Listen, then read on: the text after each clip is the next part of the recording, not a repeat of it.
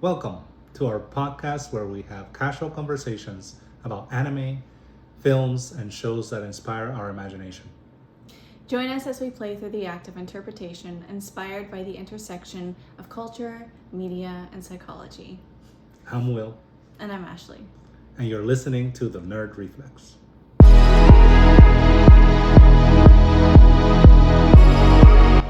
Okay, so I guess we'll start with a short introduction about who we are since this is our first podcast episode together. I'm Ashley, and I've been an anime nerd since around 2008 when Ponyo was first released in the US for streaming.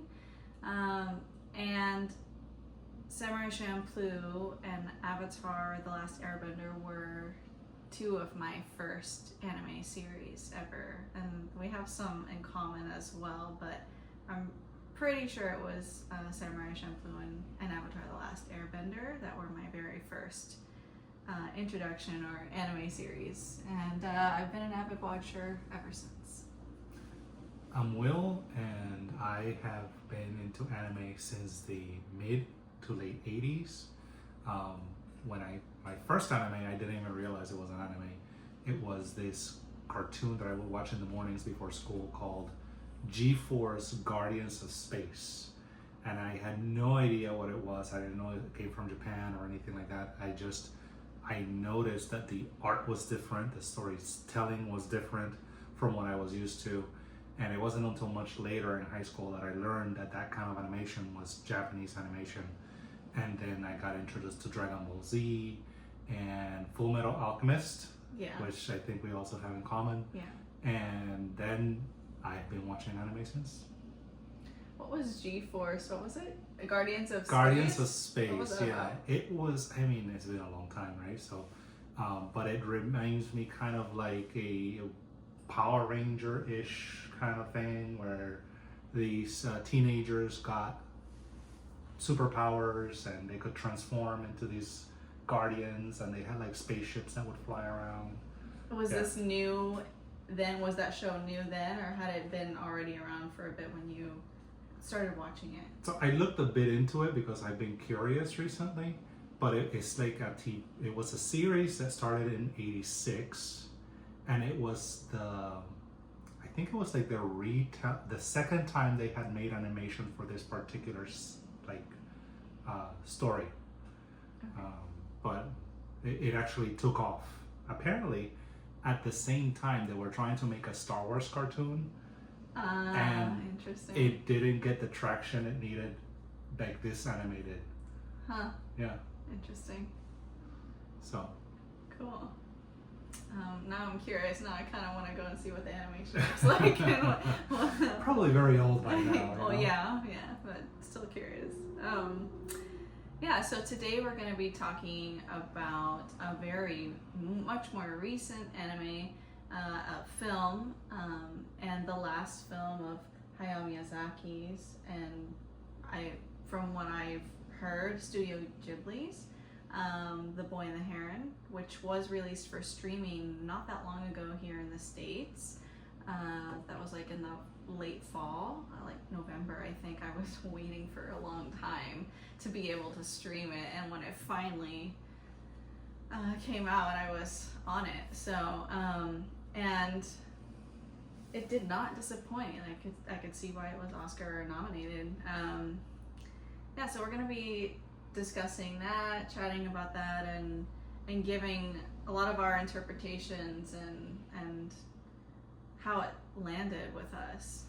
So for people that are already familiar with Studio Ghibli movies and have seen many of them, you're already well aware, but for the other people that have not, or maybe haven't seen this one, also there will be spoilers, so if you haven't seen The Boy and the Heron yet, don't watch this yet unless you don't care. But as many people that are familiar with Studio Ghibli movies, there's not a lot of explanation into what's happening. You're just shown as if, it's an actual film, and maybe like a live action film, and you're just shown the story. It's not broken down and explained, and that's part of the beauty of it, because so many people can take different meanings and interpretations from it. And from my understanding, Miyazaki doesn't ever really answer people's questions. It's like, well, what did you take from it? And I really love that open-ended aspect of these films. Very open to interpretation. Yeah, I think it sticks with you in a different way. So, some of the things that I think we probably both noticed and other people might notice is the animation style, and especially in some scenes, are different. Like the very opening scenes, particularly when, and I guess, you know, we don't have to necessarily sequence all of this movie that we're going to be talking about, putting it in correct sequence, but from the get-go, you know, there's a hospital fire where the main character, Mahito, where his mother is at. We assume she's a patient there in the hospital, but it's never really explained. And there's a hospital fire there happening. The setting is like late 1930s. It's right around World War II. And you see this boy, you know, his father's telling him the hospital's on fire. They look out the window of their house. They're in the middle of the city, and they run outside and start running through the crowds. And that animation style of the crowds is so different from even just many of the animes out there today, whether it's film or series. I'm curious if, and I have to think that some of that might be CGI, which Miyazaki has been known to sort of distance himself from. I think there's been interviews where he said, you know, the maximum they've integrated CGI into their animation is like no more than 10%, I believe, and he's much more preferred to do things by hand. He's had a lot of distrust or mistrust with doing CGI. It just feels like that steals the human element of it. And then there's documentaries where you see him trying to work with younger generations who they do so much more with CGI, and it's like he has this attraction and fascination to it, and kind of like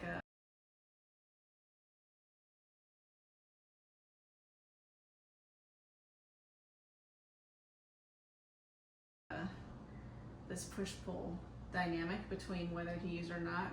And it was said that I think Miyazaki just worked a lot on the storyboards, so he was like providing the storyboards, and the animators were working on, like, you know, a couple of the storyboards that he would give, and then he's still trying to finish the story on the other storyboards, so they don't even know exactly what's happening yet, and they're just doing that. So he and Studio Ghibli were more lenient, or giving permission for people to do their own thing, which was not something that really has happened in the history of Studio Ghibli. There is a very tight regimen on how things were animated, because Miyazaki has this very unique style that everyone can kind of recognize.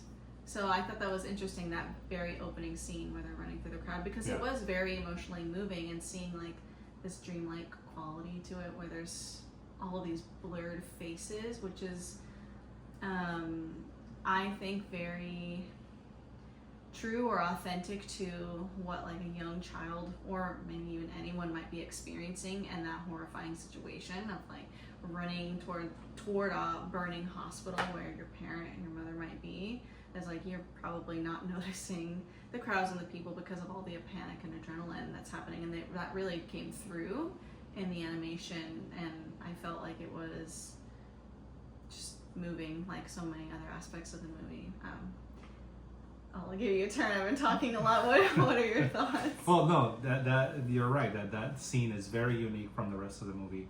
I'm always like very impressed about how this studio, their animation is so good at showing little mannerisms of people, small movements. They take the time to do very small things, right? Like the way that Mahito's trying to put on his shoes and he's tripping over his feet, right, as he's trying to rush and get out of the house, right? And that first scene where he's running through the streets and all the animation changes is very chaotic, right? And so the way that I interpreted that was that Mahito's in complete panic, right? His mind is not clear. He's just running toward the fire, trying to figure out what's going on with his mother. And so like this scene could be mirroring his mental state. Very chaotic, very fragmented, very unsure. The only thing that he has in focus is getting all the way down the street to where the hospital is burning to see if he can help his mother. And so this scene sets up a big part of the movie because it transitions into like a dreamlike world where Mahito's gonna enter later, right? And we see that later in the movie as when he has memories or flashbacks or dreams about the fire, it always takes back on this changing animation. Yeah, there's definitely like this very fluid quality to the art in that opening scene, and it's true, like it feels like right from the beginning they make such a strong statement about they make such a strong statement just that with the art and with the sirens. It's like that's the first thing that you hear. It's kind of jarring, and then you find out, the narration starts, and it's 1 year after the hospital burns down. They're 3 years into this war, and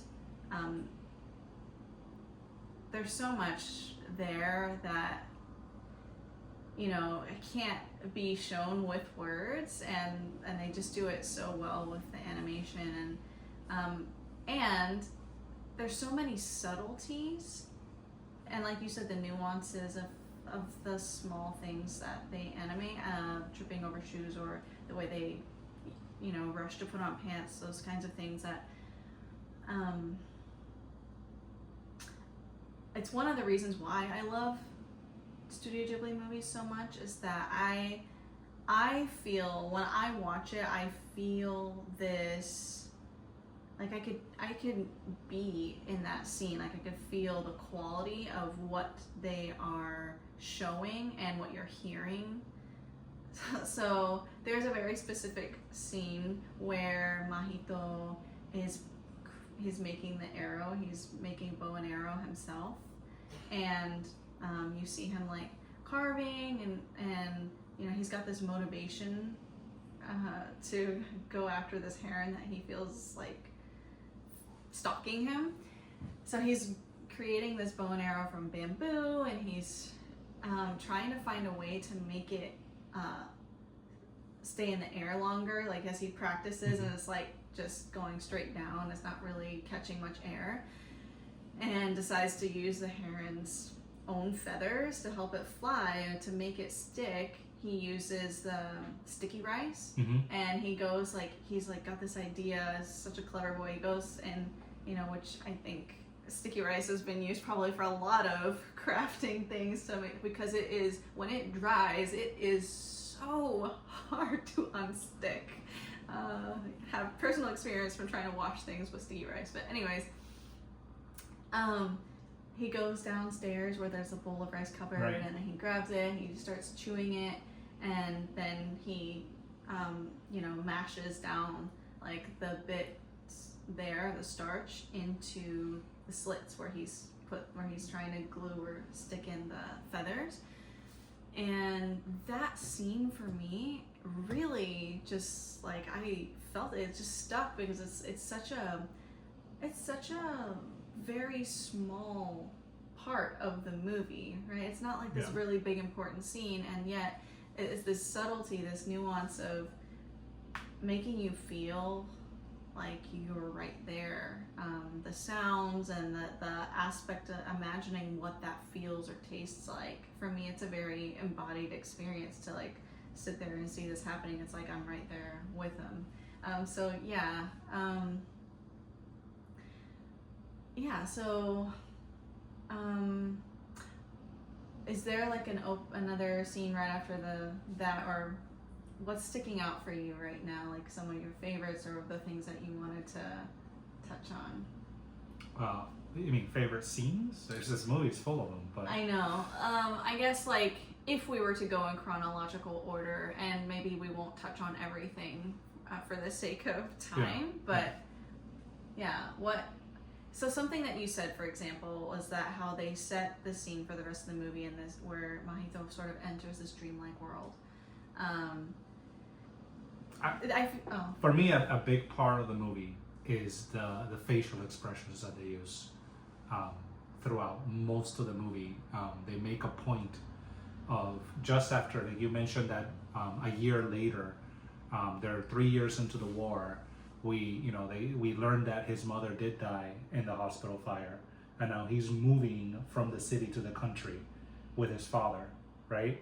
And what we see from Mahito for most of the first half of the movie, maybe even more, is that he has this expression in his face of just being completely flat. He displays very little emotion, if any at all, right? He's very robotic with the way he interacts with others. He's just kind of like doing everything just out of custom and has no emotion or feeling behind it. The first time we see him excited about anything is when he's trying to create this bow and arrow because he wants to hunt down that heron that is kind of like stalking him, right? And that's like the first time we see him enthusiastic about something, right? Yeah. But that for me, that flatness in his face, and that really stood out to me a lot. Yeah. So that's just like what I was gonna say when you mentioned what happens in the beginning with this really traumatic scene is like it's like we're taken into this split and this disconnection, this big rupture that happens for Mahito. And I think for a lot of people that might be watching it, I suppose it depends on what kind of culture and society you're coming from when you're watching this, because people from all over the world see these movies and would see The Boy and the Heron. From a Western American perspective, you know, his affect is very flat, and especially for a young child, there's not really an expression of much mourning or grieving. You know, with that we skip right over that. It's like when he meets I think what I sense, but this is also just coming from a background that's trauma informed, but I think, you know, what I see when I see this flatness is like the overwhelm, and the overwhelm is, it's so big that he can't even feel it, right? And it's just like ice. So when he meets his new stepmother, right as they're going to be moving, before they leave to their new countryside home with his father, he meets his stepmother, who happens to be his aunt, his mother's younger sister, who he had actually doesn't have memory of meeting, because the only time he met her was when he was an infant, and she remembers and tells him. And she steps down from the carriage, and you know, his dad's introducing him, and you know, like, this is gonna be your new stepmom, basically. And his face is just, like you said, there's no expressed emotion. You can't see anything there. And for me, just watching that is like, it's a little painful to see, you know, because he's just, you know, it's just the very formal custom, like he bows and doesn't have much to say, and then she goes on to put his hand on her belly to show that, oh, you're going to have a little brother or sister. And already for children, that's like a huge at first it might be exciting maybe, but then it's like, oh, that's the competition. And on top of that, this is coming from his aunt/stepmother, who looks exactly like his mother, as it's narrated. He says like, she looks exactly like my mother, and that after having lost your mother has to be just incredibly painful. So so then they get back to the countryside home, and it's a very different environment. It looks very beautiful, and that's when we get to see the Heron, the other star, one of the other stars of the movie, the Heron, right? Yeah. Who at first, just the first introduction of it is him flying to kind of like greet the new guest, right? He flies into the house almost. I mean, it's still outside, but it's outdoors, but it's into the house, and just swoops down right next to Mahito, and then elegantly lands on the water, right? And even Natsuko, his stepmother, comments that he's never come inside before, right? So far, first impressions, this is just your regular average Heron who came in, flew in too close. Right, and it was like, oh, like he's acting, I can't remember what she said, is nosy. She called him nosy.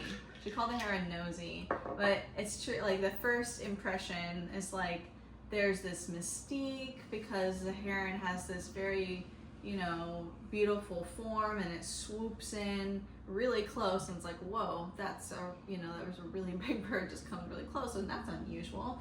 And there's that attraction to knowing more about this Heron,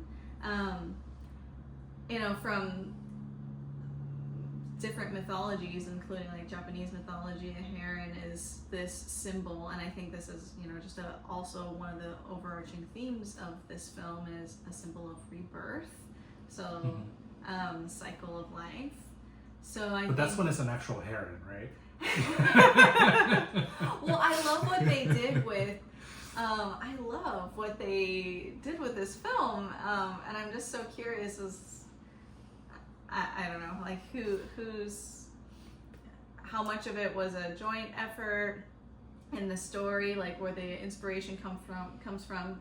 Something we forgot to mention was, many of you may or may not know, but The Boy and the Heron was inspired by one of Miyazaki's childhood favorite books that was written in the 1930s. It's called How Do You Live? And that actually that book gets a quick feature in the film as a very heart-touching moment.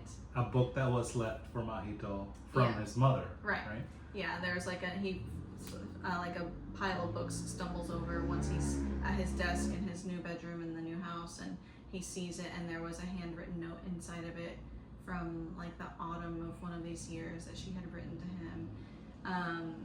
So it was a very emotional moment, and I just started reading this book because there's an English translation that's made available more recently in the last I don't know how many years, because it was obviously written in Japanese. So I can see some of the inspiration even in the first couple of chapters. That's as far as I've gotten.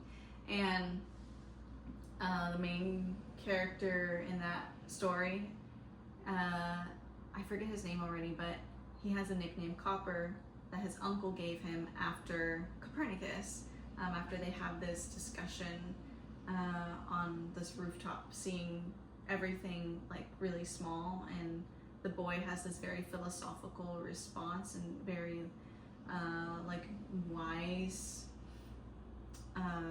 wise conversation with his uncle that was like unprompted, and basically saying, his perspective of how he sees the world, of seeing people like molecules of water all coming and going, and we're really just like all drops in the ocean, right?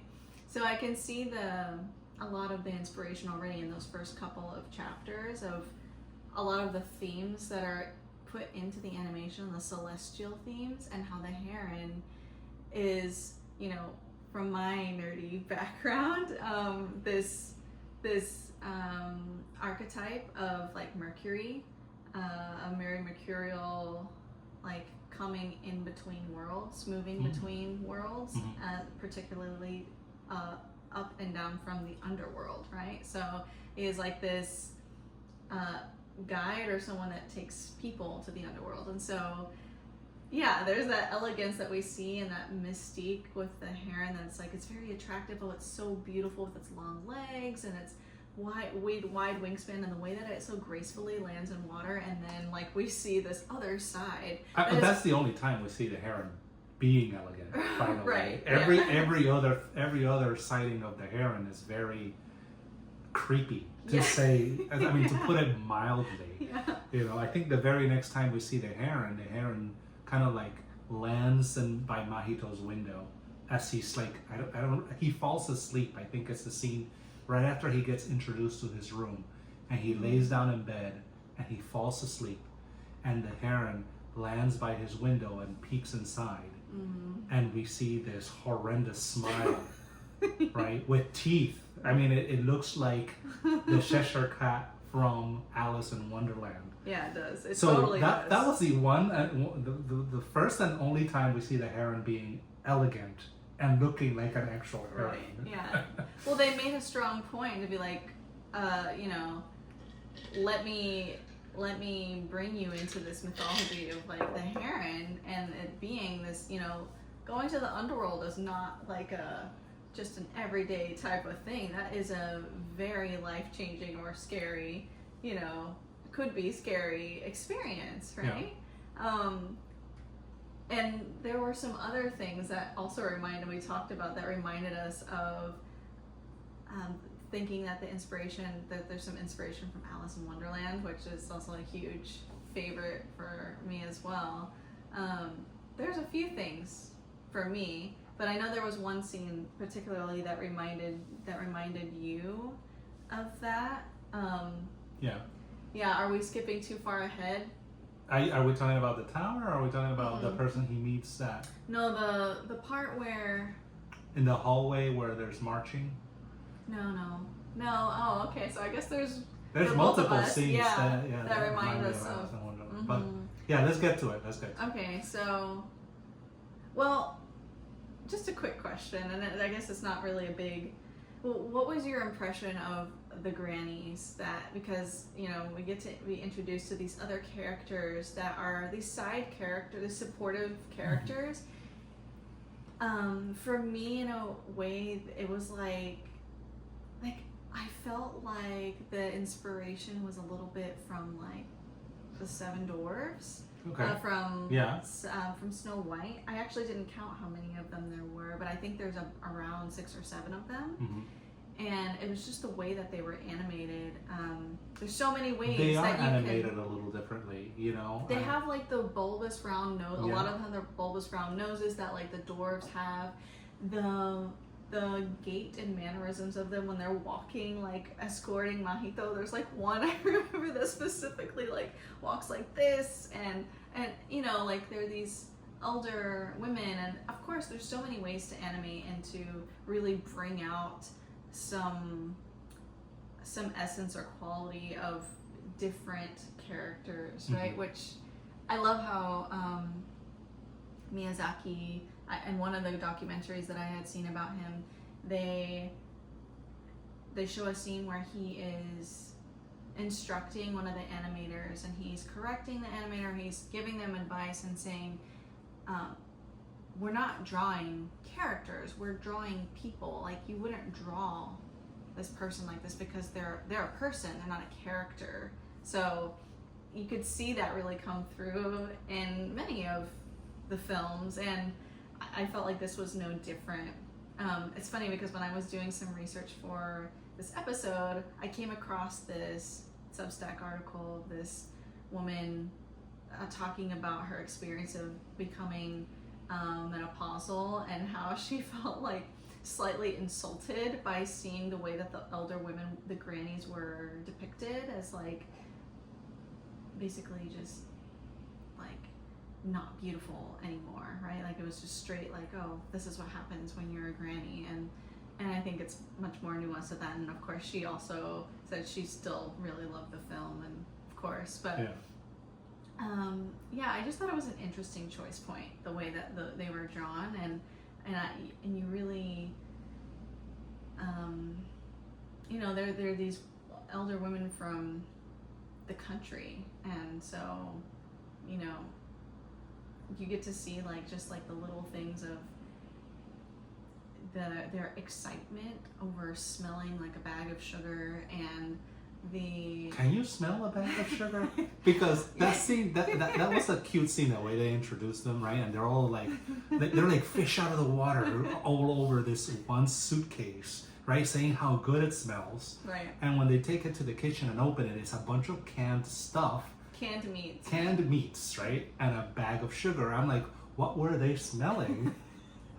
Well, I mean, imagine the commodities that were so scarce, because there wasn't, like, you can't really grow a lot of things in Japan. Like, that's why seafood is such a main part of their diet. And imagine back then, in the 30s, and then during a war, like, these certain things were just like luxury, just this like, oh my gosh, canned meat's delicious. Oh, give me I remember one that sticks with me. Give me the bones. I was like, what bones is she talking about? Is there bones in one of the, I don't know, cans of fish or something? But then you're just like, oh, this smell. And I guess, like, yeah.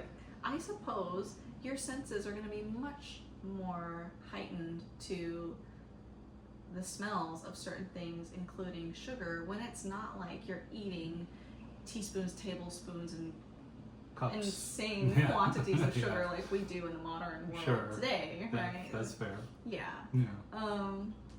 Anyway, so then there's the scene where, like you said, Mahito falls asleep in his new bed in his new room, and that's when we see, I think, the Heron like peeks in with his full tooth smile. Yes. Yeah. Creepy. and then you hear like his talons on the roof, like kind of scratching, which I thought was a very impressionable scene. It was like, ooh, like I feel creeped out by like hearing these. I mean, it's kind of like when a bird lands on the roof of a car, or if you're higher up, like we live in a higher up apartment, so sometimes you can kind of hear them landing and perching. But after seeing that smile, it's a whole different experience of hearing its talons. It kind of reminds me of like one of the velociraptors from Jurassic Park tapping its talon on when it's like hunting the kids in the cafeteria. That's what it reminds me of a little bit. But and then there's this. It's like the Heron turns around. I think that's the first time we hear the Heron say something, right? Did it say anything? Oh, it was in a later scene where the window is open and the Heron kind of sneaks in. He tries to get in and starts saying, I don't remember what he says. Oh, it's something like Mahito, save me, or something like that. Yes, Mahito. Like, he keeps hearing that because the Heron's like stalking him at that point, and Mahito, save me, in this creepy voice, which is done by Robert Pattinson. My huge Hollywood crush, and I'm like, how did he do that? I can't even imagine him doing that voice, but like, he's a great actor, so I'm curious what his process for practicing this voice was. Like what I haven't really looked into it, like what he did to try and do this voice or the Heron, which was a really good job. But and then he turns around and there's poops all over all over the windowsill. Dump on his windowsill. Yeah, I remember I think the first time you saw it, you didn't notice, and then the next time you're like, is that poop? I'm like, yes. I was like, that's what they do. Anyways, yeah, so little things like that they include. Yeah, like, it wouldn't be realistic unless it just turned around and took a shit on the windowsill. Anyways, and then, so we get to like one of the main things that leads us into like the bigger story of the tower. We get introduced to the tower, right, which is this huge building on the side, like sort of back, like through the kind of around the forest area of this house or estate that they live in now. Yeah. And there's a story that's shared where Natsuko, the aunt slash stepmother, shares with Mahito after he discovers he's like following the heron who's molting these feathers, and he's trying to follow because, like you said, there's this cartoonish scene. Yeah, so the he's trying to follow the heron, trying to figure out what this heron is about, and the heron lands on the roof of the tower, and it has this very cartoon-like movement, kind of like a Looney Tunes kind of thing, where he just plops right in through an open window, right? And Mahito is trying to follow him into the tower, and he sneaks in through an open gate that he finds. And as he's walking into the tower, it's just mud everywhere. And he's picking up the feathers that he thinks are from the heron. And then the space just keeps getting narrower and narrower and narrower until it gets to a point that he can't go in any further. He doesn't fit through the opening. But he still sees the feathers coming down from the staircase behind from what the view that he has. It's like, now that you mentioned that scene where the heron like sucks himself, he like kind of does this weird like contortion and then sucks himself into the window. At the top of this tower, it's like this small window. To me, I like that's kind of like one of the, for me, from a mythological lens, I see as like, oh, there's Mercury, you see Mercury, now you don't see Mercury, or you see Hermes, now you don't see him like disappearing into the underworld. And Mahito's trying to follow him. There's this attraction, there's this like between the two, there's this, you know, like this pulling between the two, and obviously because the heron is just kind of like tormenting Mahito with this, he keeps hearing like, save me, which is like not normal. It's like, what is going on? Why is this heron coming after me? And you know, he's trying to like figure it out and like stop it, like what, you know, face it, and he's going straight after it. And then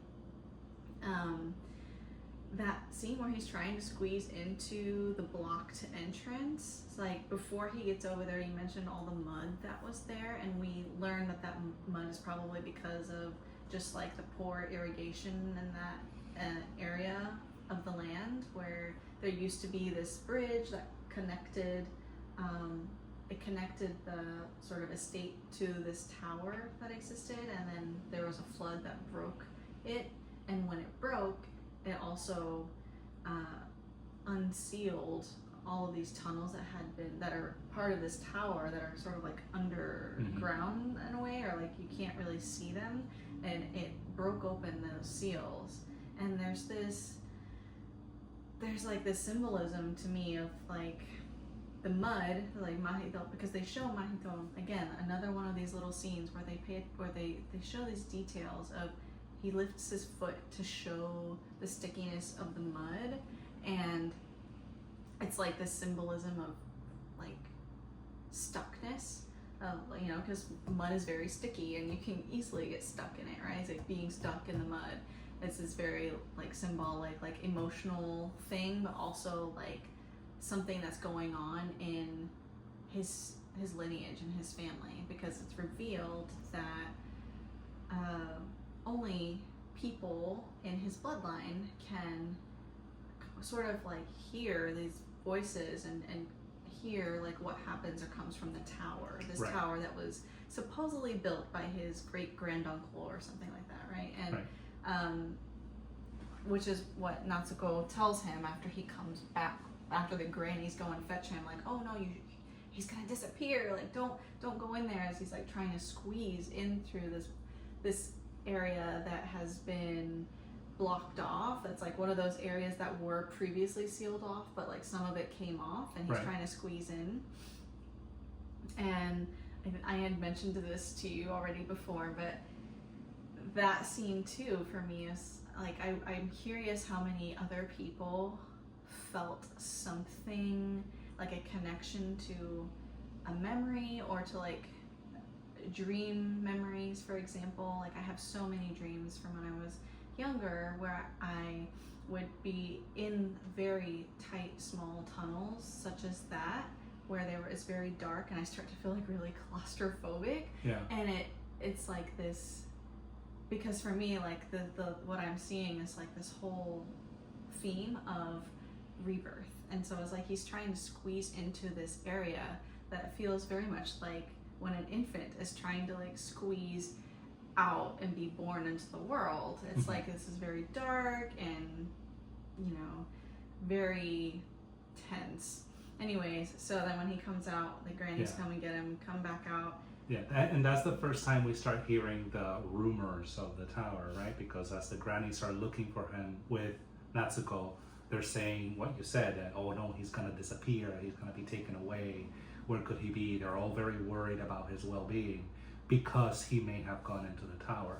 Right, and there's this like, it's just this recurring, this point that seems to be made over and over again of like, when people go in, when their family, when these people go into the tower, they don't come back, or there have been instances where they do come back because the same thing happened to his. We learned that later, right? Yeah, the same thing happened to his mother. That she one day when she was young, when she was a child, like disappeared into the woods and then went into the tower, and then no one heard from her, could find her for a year. She just disappeared, and then a year later she like comes out walking out of the woods like nothing had even happened, like nothing, like no time had gone by at all, right? So this is, I love the sort of time travel quality, which is very like, you know, going to the underworld and what time, how Miyazaki and the writers, or Ghibli, how they play with time and space in this movie. It's so dreamlike, and it's so it's just really fascinating. It's really fun to like imagine and play with. There's so much charge to the mystery, and so that's so attractive. But one of the things that Natsuko mentions when she's telling Mahito afterwards about that, did I mention like how the feathers disappear too? That's the other thing. Is like he's collecting the feathers as he's going in, and as soon as he comes out, all the feathers from his hands are gone. Yeah, he's like, they're gone, and they just disappeared. And it's like, you know, this quality of like, is where is it? Like where are things going and coming from? You know, and that's like this very philosophical type of question, I think, as well, like maybe spiritually oriented, is like, where are we going or coming from? And I don't think that that's overtly obvious for just a person maybe that's not typically watching Studio Ghibli movies, or is not in, maybe does not look at this from a different perspective, that's used to like a hero's journey with a very clear storyline, a very clear bad guy, a very clear timeline, and very clear like connection with space. You know, it's very like fluid in this film, in the story. So, you know, like even the story with the granduncle, and you know his obsession with books, with like reading. Like they said that he went crazy from reading too many books. And then, you know, they show the scenes of all of these books in this tower, and say that one day he just disappeared, he never came back, and all of us that they could find were like this open book. And that and like later in just like a little bit after that, when they show like all of these books from like the floor to the ceiling, from the ground to the ceiling, lining the tunnel where Mahito goes into when he finally goes back to the tower. It's like, it looks like a library, basically. It reminds me of Alice in Wonderland again. It's this very dreamlike, like instead of falling down, he's going straight into. But there was another scene before that. He will fall. Yeah, and there's another scene that, like you mentioned, when that was very Alice in Wonderland, like that happened before that led him to finally, like, you know, making the arrow. He makes his arrow and he goes into the tunnel. But before that, you know, we missed. There was a scene. So he has to, one of the things is he has to, go to a new school, and his dad, who is very like, this is also based off of Miyazaki's life. He said that it's, Mahito is like him, it's, him, and Mahito's father is very much like Miyazaki's father was. He was a manufacturer of planes that were used in the war, for the war, which Miyazaki has said, like, he has this very strong attraction. He just thinks the planes are so cool. Like, since he was a kid, he's always been really interested in the planes. And there shows on some of his documentaries how he's wanted, and it's been this elusive thing where he's tried to animate the way that he imagines and feels that the plane will fly, and he's never felt like he was able to do it. It's something that like really frustrated him. Yeah. But like in many of his other films where they're integrating themes of war and planes and so forth, again we see it here. And so Mahito's father takes him to school and is like, "Oh, we're gonna take you in the Datsun, in this like cool car." And the father mentions, he mentions, he correctly points out that if he goes to school in a car, he's gotta stand out. Right. Yeah, and it was like, that was very like, it's interesting because his father is like this British or white guy, it's like, it's just very kind of like out of touch with where Mahito is as his boy, right? He's not like, and many, like many parents or adults might be like not really feeling where their child might be coming from, or what they have to navigate emotionally speaking. And it's like, he definitely stands out. And this in is the not, wrong way.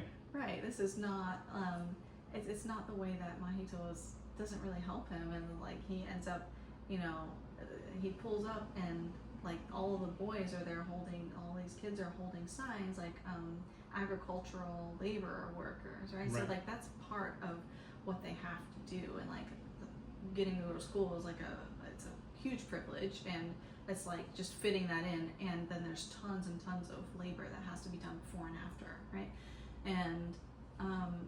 And then that scene that is just kind of like heartbreaking is when Mahito's walking home from school, and then the boys, as you can imagine, like start fighting him, and they all beat him up basically, or they fight him, and he comes out with like some scratches and stuff, but like nothing major, and we see him walking further.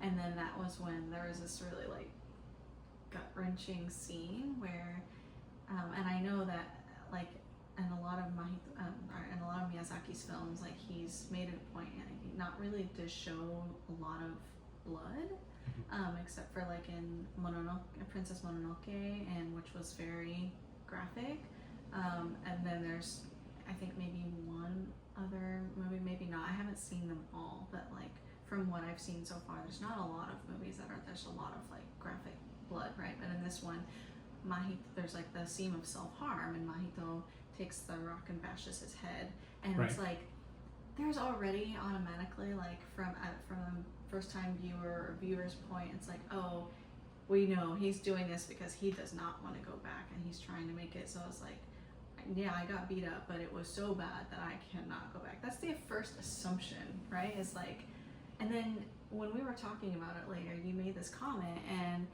I was like, yeah, that's true. I never really thought about it that way, but it's like, it's not just that Mahito is like trying to avoid going back to that school, which, worked, and his dad's like, who did this to you? Tell me. And he's very like, it's like you part of, as a viewer, like my first impression was like, oh, he's very clever to just be like, oh, I just fell and tripped to play, sort of like, no, nothing happened, like he's trying to hide it, right? And then it kind of gives further insight into why he might have, when you said you want to share like what you shared with me, like that he's just, like overwhelmed, like he's Yeah. like he's struggling to even feel anything, and that makes Right. so much sense. Right, and it comes back to what we had mentioned earlier, that every interaction that he's had up to this point, he's just had this completely flat face. He only responds almost robotically, right, in all his interactions. He's just all the pleasantries are just kind of like out of routine.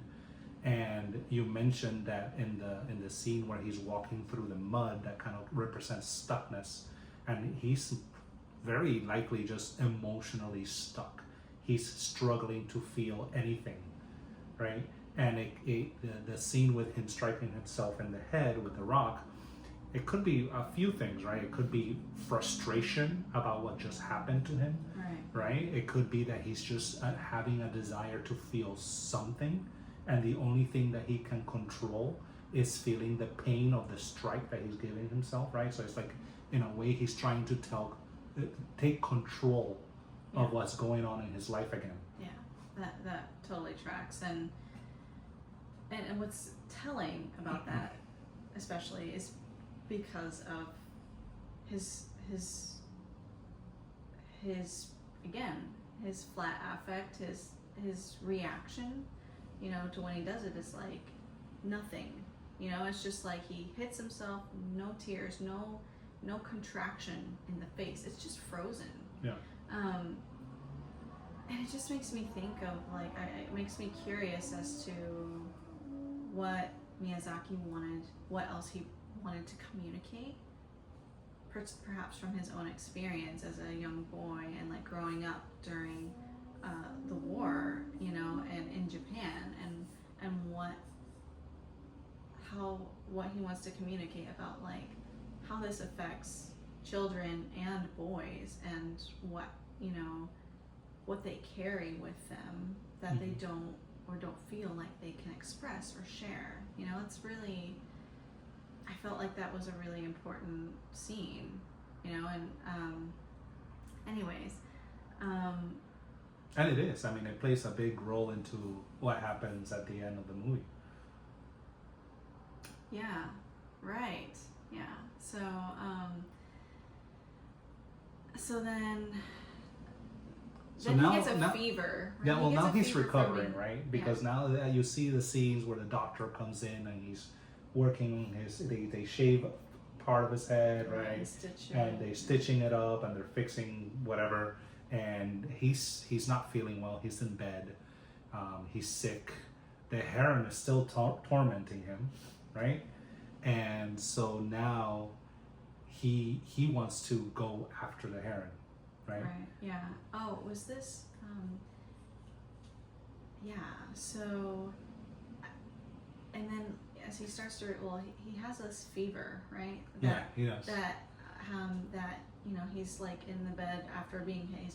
He gets this fever, and he falls into this. You know, he falls asleep, and we see what you might assume is a dream. And this is what I love again, is that there's no answer there. There's no like, oh yes, it was a dream. And I think one of the grannies, after this incident happens, the granny says, oh, what are you talking about? It must have been a dream. Right. But there's no real answer, and I love that because dreams, also this is like very nerdy philosophical, but like dreams can be so,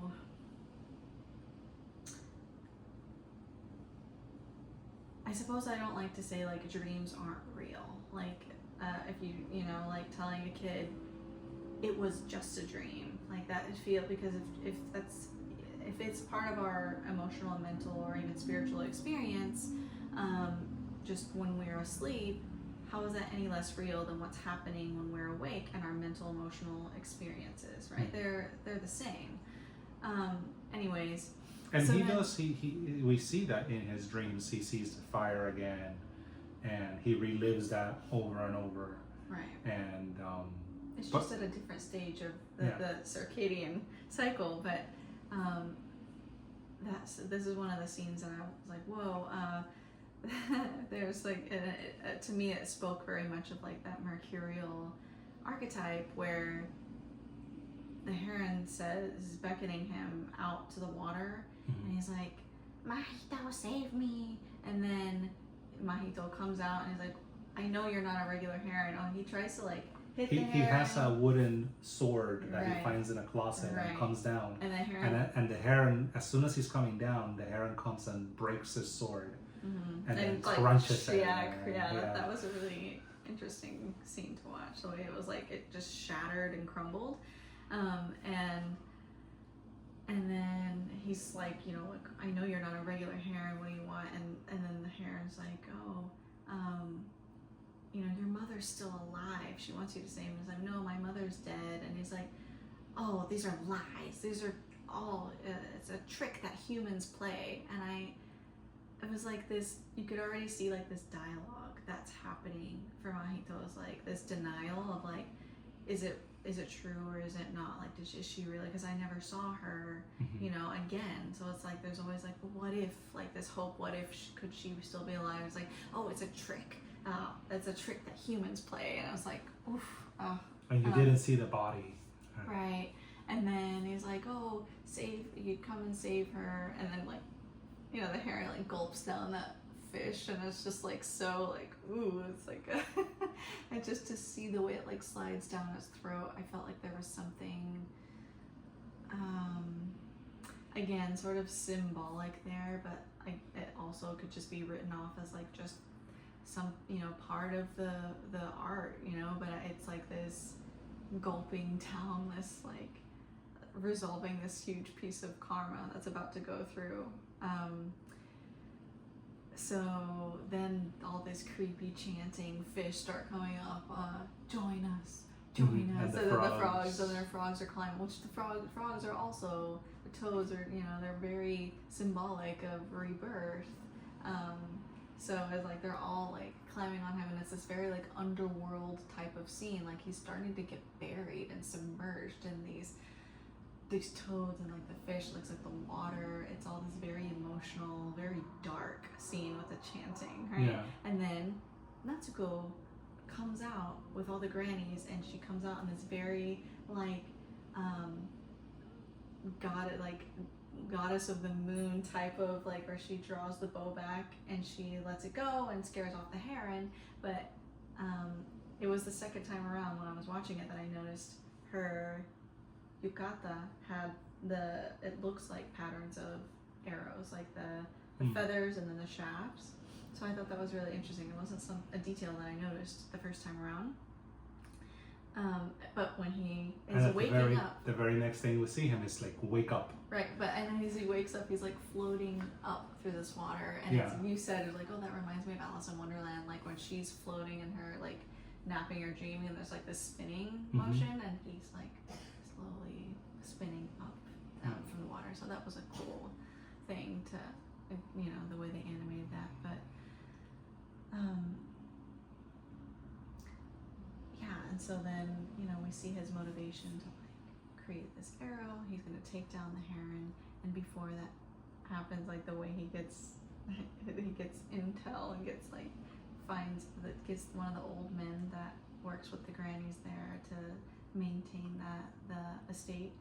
And he steals a pack of cigarettes from his stepmom's like desk, which maybe the cigarettes were his dad's, then they were there because obviously she's pregnant, right? And she's like in bed with morning sickness, and he's encouraged very strongly by the grannies to go see her because she's not feeling well.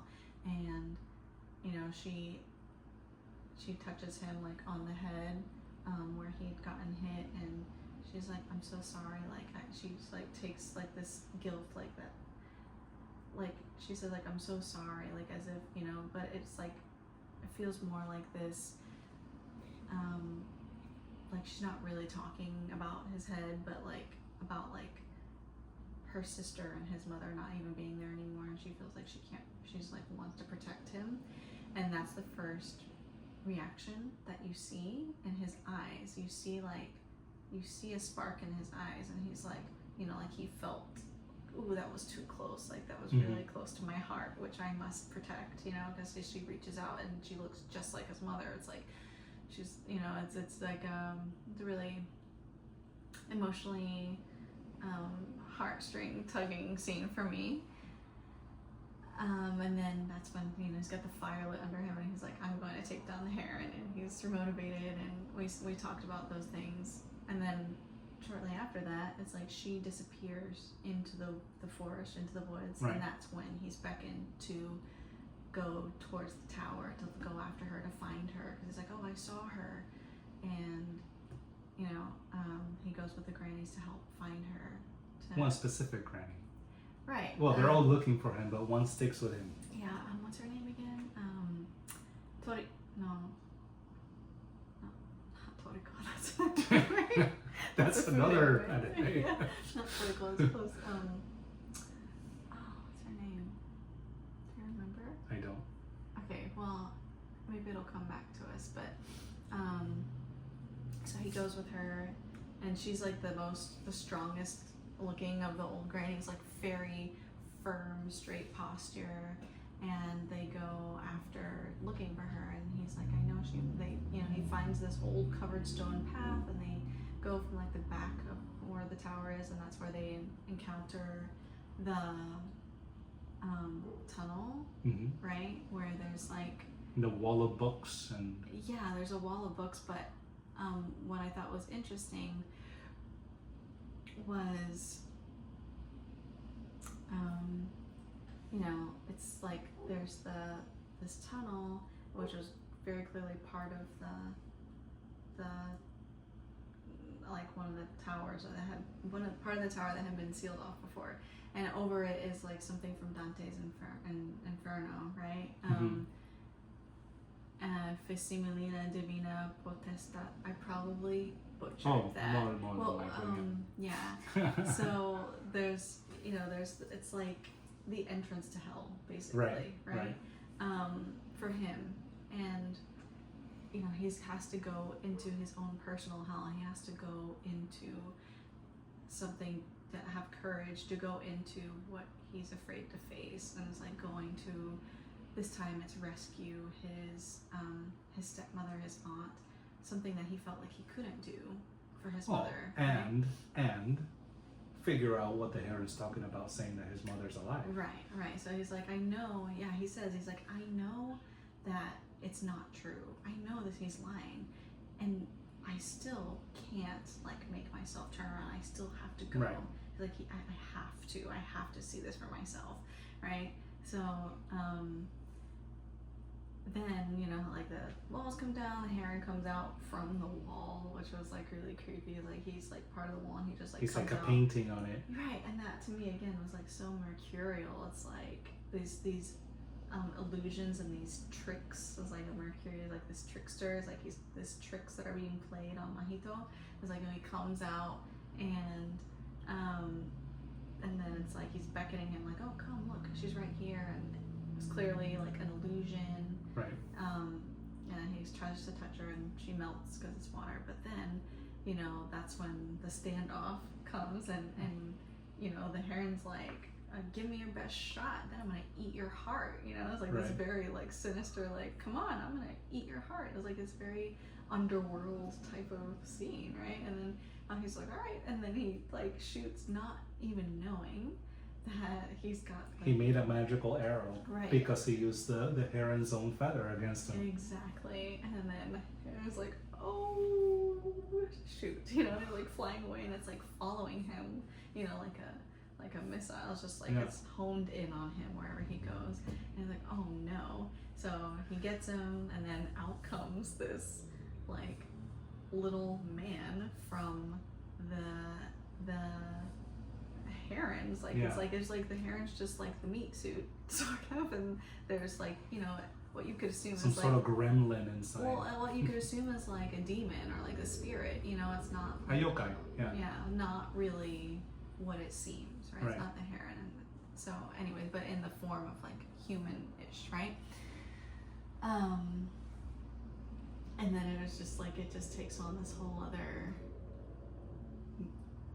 feeling quality. Yeah. We get the first glimpse at his great uncle. Yeah, so yeah, then it's like, oh, you have to bring him up to me, because like this glass rose falls, to the floor. It's like, what? Just like, where did that come from? And they look up, and it's like you see the great granduncle, which we don't really know who that is at the time, but you might assume. Yeah. And it's like, oh, bring him to me. Right. And then it's like, oh no, now I'm being summoned. Like, and now we see the scene of Mahito falling, kind of like what right, Alice in Wonderland. would. Correct. Right. Yeah. Yes. And he falls into this whole new world, and the first thing he sees is like a big grasslands and then a golden gate at the end. Mm-hmm. And we start meeting them, the main antagonists of the movie, which is basically every single bird. Yeah. Right. Yeah. Yeah. So they really took like giving the different roles of people in society to different kinds of birds. Like, well, you know, like the soldier military type of person would be the parrots. And, so I think it's interesting the way that, you know, like once it's like, for me is like once you get up and close to this thing, this figure that's scared you, that's beckoning you to come to your doom. And then once you get up close to it, it's like, well, I see it now, and it's not as scary, you know? Like, it's like, there's like this, like, oh, it's not so scary. Like, look at him, like, now he can't even fly, and he's, you know, he's got like the hole in his beak, and he's just like wearing this suit. He can't even fly anymore, and it's like, it's not so scary after all. And he's, you know, forced to tag along and go on this journey with him. Right. But yeah, they land on the beach right at the water, which I felt was very, again, symbolic. Like, where they land is right on this threshold, is like right where the waves are coming up. It's like, oh, you've crossed into a new threshold. It's like this very between worlds type of scene, right? Yeah. And you see like all of these ships on the water, like it's this open water. You see like the light breaking through and all these clouds. It's just very like wide open looking scene, and then all of these ships, and it's like, who are all these ships and where are they going? And you assume like the underworld's like, are these all like traveling souls? Are these all souls, you know, that have passed, or where are they going? Right. Where are they coming from? You know, that was like what was going on in my head when I first saw that, and I was so intrigued and fascinated by the way they did the scene. And then, like you said, I looked into it. I looked real quick at the name. It was Kiriko. Yeah. Yes. Yeah, Kiriko. Yes, thank you. That was bothering me. Yeah, so it's important because then she becomes, you know, a key player from this point on. Right. Where, you know, he goes and there's like the two golden gates just in front of these really tall cypress trees, which, you know, cypress trees are also a symbol of like death, or there's a symbol, a connection with death there. So then they're positioned just behind these two golden gates. And do you remember what it said above the gates? I don't remember. No. All who pass through me shall, what was it? All who know me must go. Those who seek my knowledge shall die. Yes, that. Thank you. It's in your notes. Oh. Thanks. I write such good notes. I would just look at them. Yeah. So So that. And it's like, for me, it's like, oh, so you're talking about life, like, because the only way you can know about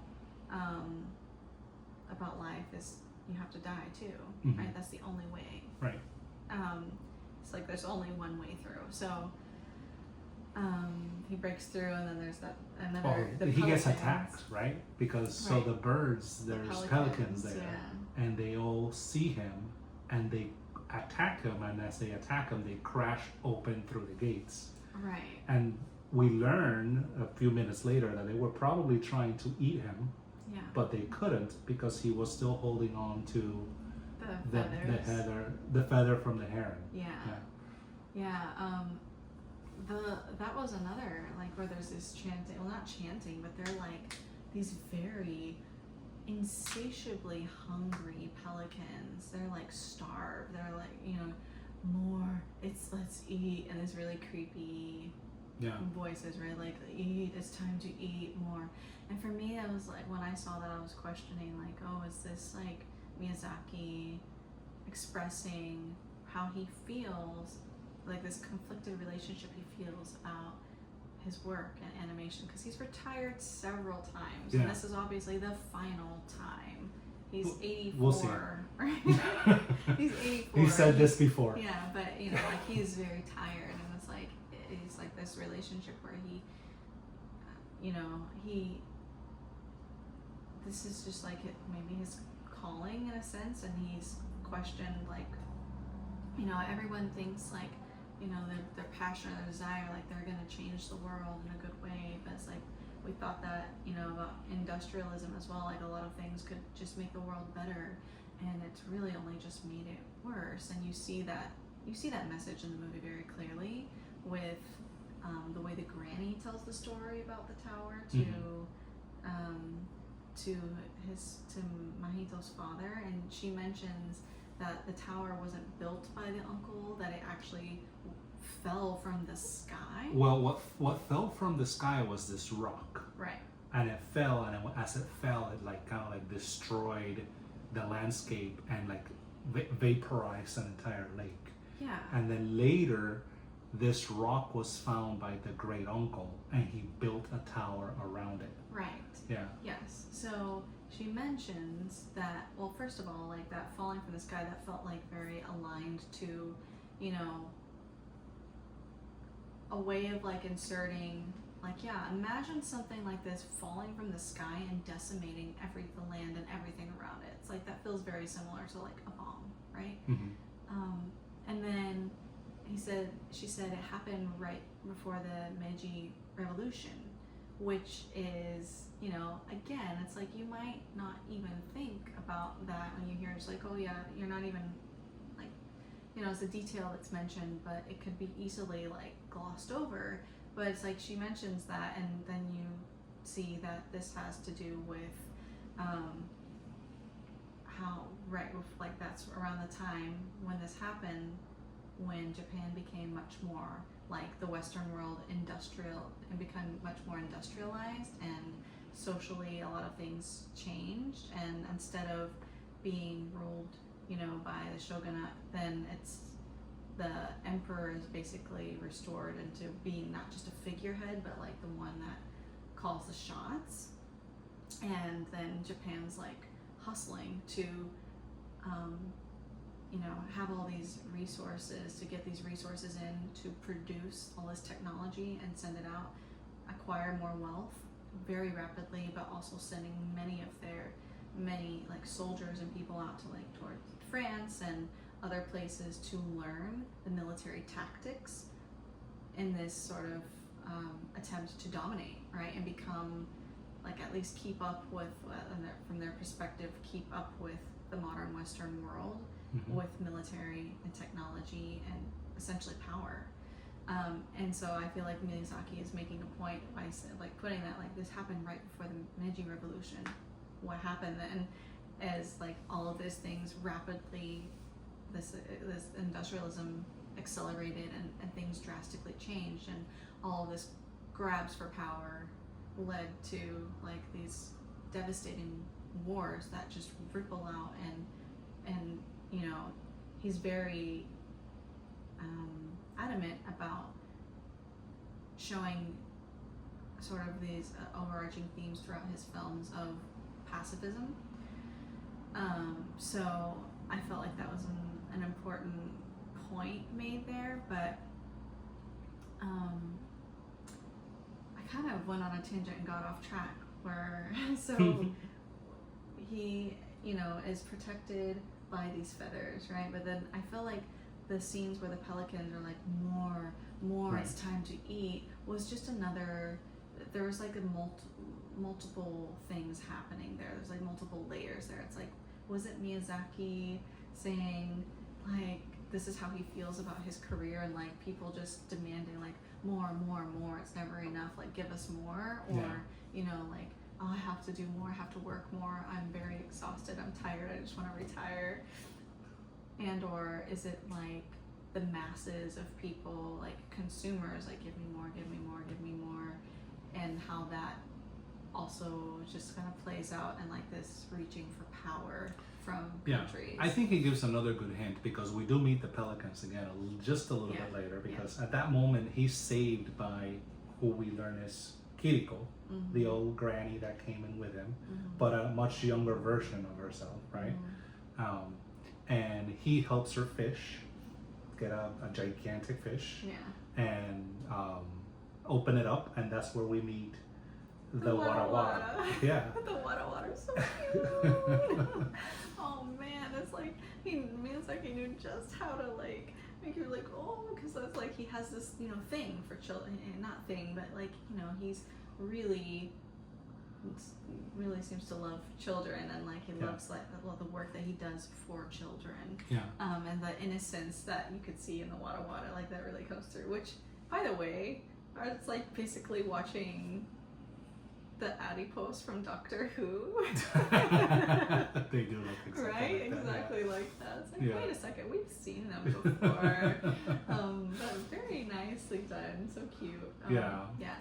And so we learned that after the Wara Wara feed, and after they've grown enough, they start to fly up into the sky, and the film implies that the Wara Wara are souls that are waiting to be born into the world, right? They're flying up. No, it doesn't even imply. Kiriko says he's like, where are they going? And she's like, they're going to be born. He's like, that's people? And she's like, yeah, of course. What else? Like they're going to where you're from. Yeah. And he's like, as people. It's like, yeah, what else? and this is the first time in the film that Mahito gives some semblance of a smile. That I noticed. Like he gives a smirk watching the Wara Wara fly. Right? But something else that Kiriko says that is very, I think is significant, is that she mentions that they have not flown in a long time. Right? And so it makes you wonder, so what does that mean? Because if this world is the underworld, right? And the Wara Wara haven't flown up in a long time, then what were they referring to, right? Because it's not like babies stop being born, right? Oh, go ahead. Go ahead. Oh no, I'm just saying, well, for me that feels a little bit like commentary on the state of Japan and their declining population, and it feels very like. But that wasn't the case at that time, right? Like that wasn't the case during the time of World War II necessarily. Yeah, but this again is playing with time and space in a much wider way, and perhaps even much more accurate way, because we have these ways of measuring and sort of like keeping track of time. And this film, I feel like Miyazaki's not just like staying true to like, oh, like this is what is happening at this time. I think it's sort of just like, and perhaps that is also more commentary on like the trauma that, and again, trauma, and people experience trauma all over the world. Perhaps just the specific trauma to like the country of Japan, for example, the region of Japan, for example, and how there's this declining population. I feel like that was kind of like part of me feels like there was a commentary on that, and then of course we hear a little bit more after we see like the next scene with the pelicans. Right. But and then we do see that we meet the pelicans again, and they're just like before, just looking for something to eat, and they start eating all the Wara Wara, right? So it just made me wonder, because one of the things that we know is that before this movie, Hayao Miyazaki hadn't made a movie in a long time. I think it had been, like 10 years, maybe more. So it makes me wonder if right. Yeah, we did talk about that. The Wara Wara kind of represent his flow of ideas and his desire to make animation and a new movie, right? Yeah. And if the tower symbolizes the animation industry itself, right? The Wara Wara could represent Miyazaki's like artistic flow. Yeah. He hadn't directed a movie in like 10 or 11 years, right? And I think the movie before this one was The Wind Rises. which was supposed to be his last film, right? Mm. So the bird's consumption of the wara wara could represent corporate greed, mass production, how he's kind of like just devouring all his artistry and his ideas. Mm. And then we meet Himi, Mm-hmm. the fire maiden or the fire princess. I forget how they refer to her. Yeah, the fire maiden. And she starts fighting off all the birds. Well, she starts like catching everyone on fire. She starts like putting everyone on fire, including the wara wara, which Right. Mahito's like, stop! You're hurting the wara wara, and yeah. Yeah, but by doing that, she does allow some of them to make it, right? Mm-hmm. To get off and survive. Mm-hmm. So I just thought that there was a lot of symbolism in that scene. Yeah, I remember we did the first time we saw that we were talking about it after. We were saying like, oh, I wonder if this has to do with like his ideas, like all these new ideas and all this creativity coming forth, like rising. And then of course, but then like the second time when I really was paying attention, like I was just saying, but they're going to be born as people, and it's just this very like moving scene, like to see that put into picture, because we can talk about it and we have these like maybe mythologies or these concepts that we imagine what that feels or looks like, but then when you see it and the way they animate it, it's just, for me, it's like so magical. It's like, wow, it's so beautiful, like to see these spirals going up in the sky that look almost like, as they get higher, it's like they look like stars, you know, and this connection between like the sky and stars, and they're going to be born as people again. So yeah, and then the pelican, you know, Mahito comes across the pelican again as he goes out to the bathroom, and the pelican's like one of this like still dying. It hasn't completely died, and it's like bleeding and coughing up blood, and you know, he's like, why were you trying to do that? And the pelican's saying, we have no choice. Like our young can no longer, they're starting not to be able to fly, and we were by design put here. Like we were put here, we didn't choose this, and we're circling. We have flown as high as we can because we can't get fish anymore. There's no more fish. Right, the sea is dead. We're starving. Right. Yeah, the sea is dead. There's no more fish. We're flying as high as we can for as long as we can, and we keep circling back and keep coming back to this place, and we don't know what else we can do. We have no choice. We're trying to feed our young and to survive. And to me, it's like this, you know, Miyazaki presenting, like, just again making this statement that he's made again also about like the earth and the climate, and how like we're just in this really big problem of how do we live, how are we taking care of our earth that's supposed to support and provide for us, when we're just like decimating it in so many ways, through war, through greed, through pollution, you know, like all the ways that all these choices and the ways that we might walk this earth that have these really dire consequences. And so it was just like a really painful thing to see and watch, the pelican like saying this, and it's like, yeah, you can really feel that as like just a real life thing that's happening in the world, even, you know, right now for many people, and why they feel sort of like why they feel they have no choice and might, you know, not have a lot of options of what their choices are to survive. Right. Yeah, it was pretty dark, and it was made an impression. Oh, and that was one of the other things, is that he said the sea here is cursed. I remember those words because when I watched one of the documentaries with Miyazaki, and he's talking about, he says something very similar about feeling cursed, or there being a curse of like industrialism actually just kind of not really being something that's as beneficial as we might think. You know, it's like my dad, like my father, you know, like he built these planes and thought it was like really amazing thing to do, but look what this technology has been used for and what it's being used for, right? What the brightest most brilliant ideas. What are we doing with them? Weaponizing them, you know? And then he says, like, I would love to believe that these cartoons, these animations are making a difference and like changing the world, but I know that that's not true. There's no way. And it's like this very like he has this very, you know, like just like you could see like how heavy that weighs on him. Like that's what he spent his life doing, but he doesn't feel like he can really do anything else. But that's, you know, that's what he does. Right. And you know, maybe it's just like naive to say, but I really, for me, I feel really touched and inspired by these films, and I do feel like maybe it's not as fast as we would wish and would love for it to be, but I do feel like they'll carry into the future, and they do carry some weight. And yeah, it's not enough for one person, or you know, to completely change the world. That's not something that one person could do.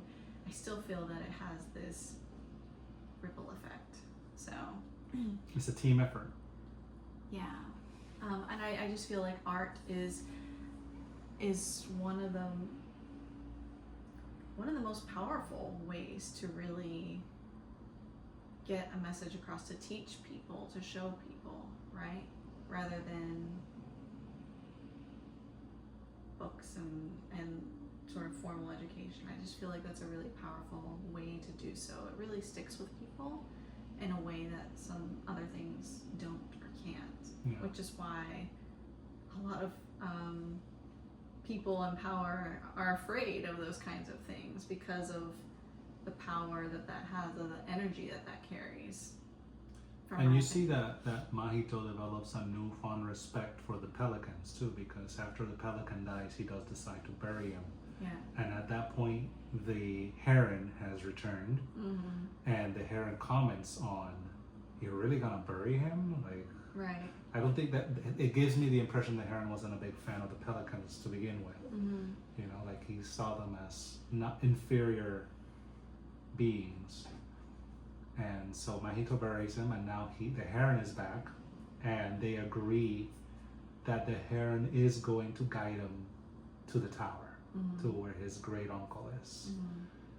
And so that's the first time we see the next bird, when they're trying to. Yeah, the parakeets. The parakeets. with their butcher knives. Yeah. And their aprons. Like, Mahito tries to sneak in through a house that the heron tells him he has to get through in order to get to his destination. Right, to get to Natsuko. Yeah, and he gets captured by the parakeets. Right. And then we see Himi one more time, because Himi saves him. Yeah, and I think you pointed out that you thought the parakeets were like the symbol, maybe like they were very militant because of how organized they were, and because of how much they loved their knives, and very like high flying. Yeah. And the way they march is very very like it. When you see like old videos of like the German army in World War II, you know, the way they march mimics that very much. You know, so they were very military oriented, right? Yeah. And later on we see.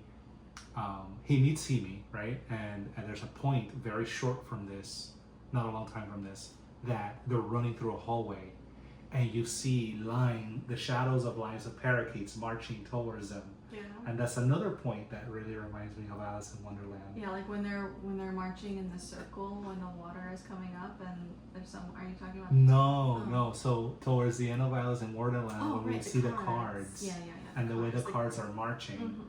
Is very very similar to that. Not only that, but Himi's dress reminds me of Alice's dress, except in red instead of blue. Yes, it totally looks like Alice's dress. Yeah. And when Mahito meets Himi, and it's like Himi is his mother. Right. And that's that for me, that was like a question or a thought that came up, as like, oh, his mother is in the tower as her younger self when she was a child. It's like anyone who goes in there, it's almost like they're all in there at the same time. Yeah, it's like this play with time, where like another dimension. Yeah. Basically. You know, and it's like his great uncle, Himi herself, him, Kiriko as a younger version. Right. It's like they still they sort of like exist in this space forever, or do they? You don't know, because you don't see when they're gone what it's like there, right? Yeah. But there's this very, we've come to find out that the uncle does not want Mahito to leave. He's very doesn't want people to leave there, right? Himi is still there, even though which is a curious thing, right? Because his mother is dead, Mm-hmm. but his mother, which is the fire maiden, is there alive as her younger self, and Mahito doesn't seem to recognize her, or it's like he hasn't acknowledged that he knows it's her, because she says right when they first meet, she says, he says, I'm here to find my aunt, Natsuko. Mm-hmm. And she's like, you mean my little sister? Right. And he stops, and it's like, it's almost like it was too much for him to even process. Yeah. And he's like, yeah, it's like, but if that's your little sister, that means you're my mother, right? And there's no questioning. We quickly move on to the next scene. Right.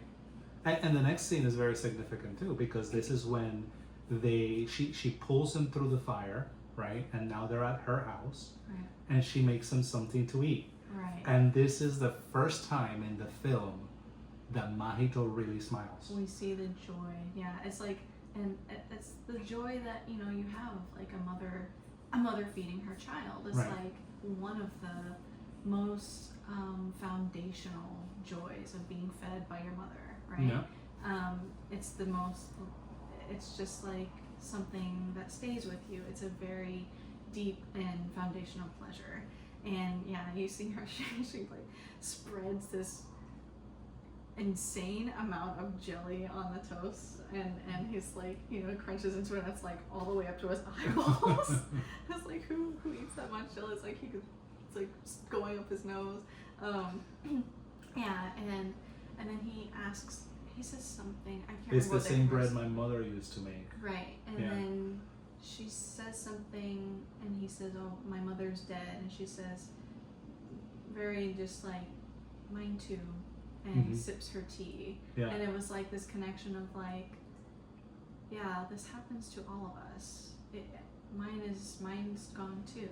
Like, this happens for everyone, you know, and it was like this really emotional connection that happened there, but it's very like subtle. It wasn't like, very deep, powerful music. It was just like this subtle moment of like, yeah, mine too. Yeah. And he noticed, I noticed at least, I can't remember exactly what he says, but he makes a comment about the surroundings, because where she lives, it looks like paradise. It looks like, like if you would imagine a heaven, like, is this heaven? He's like, is it all this beautiful here? He says something like, does it look like this everywhere here? Because so far he hasn't seen it like this, right? Right. And I can't remember what she says. She makes a comment. Anyways, then they start to go on to their mission of like getting past the parakeet so that she can sneak him to Natsuko, who is in labor, and she's like, well, that's taboo. Like, we're not actually supposed to. I'm not really supposed to take you there. Right. And she's staying with the parakeets. Like, I find that a little strange, because they're sneaking through the parakeet base. Okay, so we're picking back up after like a week of having to put this down, because our 4-year-old woke up and wouldn't go back to sleep, of course, unless... It's been a week since she slept, so... Yeah, so now we're picking this back up after a week. We're about an hour and a half in, almost, about an hour and a half into this episode. So we left off when we were talking about Mahito meeting his mother in the other world, right? And she fed him the bread. Right, the fire maiden. Yeah. And now they are on their way to find Natsuko, who happens to be staying in one of the towers that's full of those parakeets. Yeah. So, this was one of the most moving scenes for me in the movie when they make it to the delivery room, and it was just, for me, it was so full of emotion. Like, it hit me really hard when, so he goes in. There's like the taboo of Mahito not supposed, like no one's supposed to enter the delivery room, right? And I think this just sort of carries on traditions where no one, or at least definitely not men or boys, are supposed to be entering in the delivery room, and of course in different cultures it might be different. And I think part of this, at least from maybe more ancient times, or maybe not so ancient but definitely not so modern, is the idea of the possibility of basically keeping the space safe for the mother and the child, as it's a very vulnerable time. It's like this threshold period, right? And where women going through labor, it's like they're neither really quite here or there. They're like straddling two worlds as they're bringing life into the world. And some traditions would,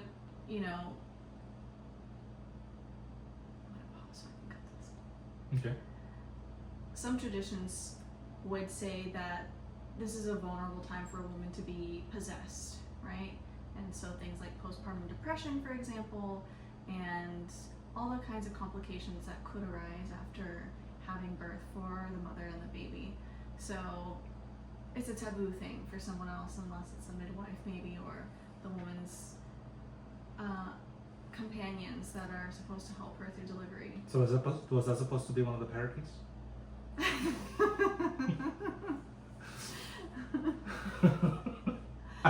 They didn't seem like very good midwives. I'm just saying, they always seem to be carrying knives around. They did assure that we no eat babies. But I thought that part was really wild. We no eat babies. So she's there alone, and Mahito enters, and we spent some time researching again. I was so curious about the papers, sort of streamer-like papers around the bed that are, sort of flowing like a fan, right? They're circulating, and the first thing I think when I see that is like, oh, are those talisman? Are those some kind of protective boundary around her, right? Because she's alone. Right. And I couldn't find a lot about that specifically, except that, very similarly to Spirited Away, they have the shikigami, which are the folded papers, which are like this, basically like spirit in a paper, but there's a difference in that those were more shaped and folded, right? Whereas these papers were just like loose and flowing. Yeah. But they did have there was this animate quality to them where they start attacking Mahito as the emotions start bubbling and rising, and then the tension between them starts rising, and like this is the wrong thing to do in a pregnant woman's delivery room. Yeah. Right. And all of the grief just sort of pours out of Natsuko, and she tells Mahito, she says, "I hate you." Basically just repeating that how much she hates him, and you could see all the pain and grief that she's been holding on to. And I mean, I can imagine you see your sister's son that probably reminds you of your sister, and they're both having the same, it's like looking in the mirror, they're having the same dynamic. They're both in pain, missing, Mahito missing his mother and Natsuko missing her sister, and they look at each other and they see the same thing. They see their sister and the other person, which is even more painful for, and for a time to be able to process that. It's like that longing. That was my interpretation of it. And then, he, struggles and eventually you could see, you know, like his heart break open and accept her as he kind of like comes to this realization, this is my mother now, and like I you know, like I love you, and he starts calling her, you know, as like Natsuko-san, Miss Natsuko, Miss Natsuko, and finally his mother, because that's really what she is. And you see that whole disconnection completely reorganize, and it's no longer Miss Natsuko, you know, not even his aunt, it's mother. And with emotion, right, because he had never shown her emotion yeah, before. it's like you see that whole reconnection, and it's so moving. And like that definitely brought tears to my eyes. And then what happens after that? Then we get the first time he meets his great uncle in the dream. So he gets knocked out in the delivery room by the paper talismans, and the castle itself can electrocute you, right? Right. It's like there's this, because he broke the taboo. Yeah. Right. Then and Himi also gets knocked out by the castle, even though she didn't go into the delivery room, right. but she brought him. Right. She committed the offense by bringing him. Right. Yeah. Right. And so now is when we see him meet his great uncle for the first time, right?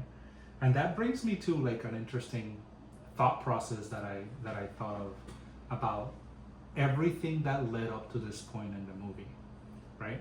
Because if you think about it, the great uncle has been there maybe even 100 years, right?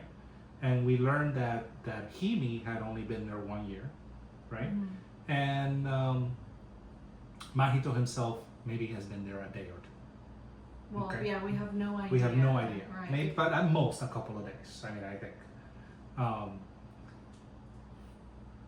And so it makes me think that the world that Mahito saw was made for him. Okay? Now, it's a bit of a tangent, but follow along with me, okay? The tower needed a new person to take over, right? Right. The great uncle needed someone from his bloodline to take over, right? And I think the tower had chosen Mahito before Mahito even stepped foot there. And everything it showed him was kind of like a reflection of his own mind, right? Mahito arrives at this town. The first thing he gets is tormented by a bird, and now in this world, every bird is an enemy. Okay? I'm gathering my thoughts here. Hold on.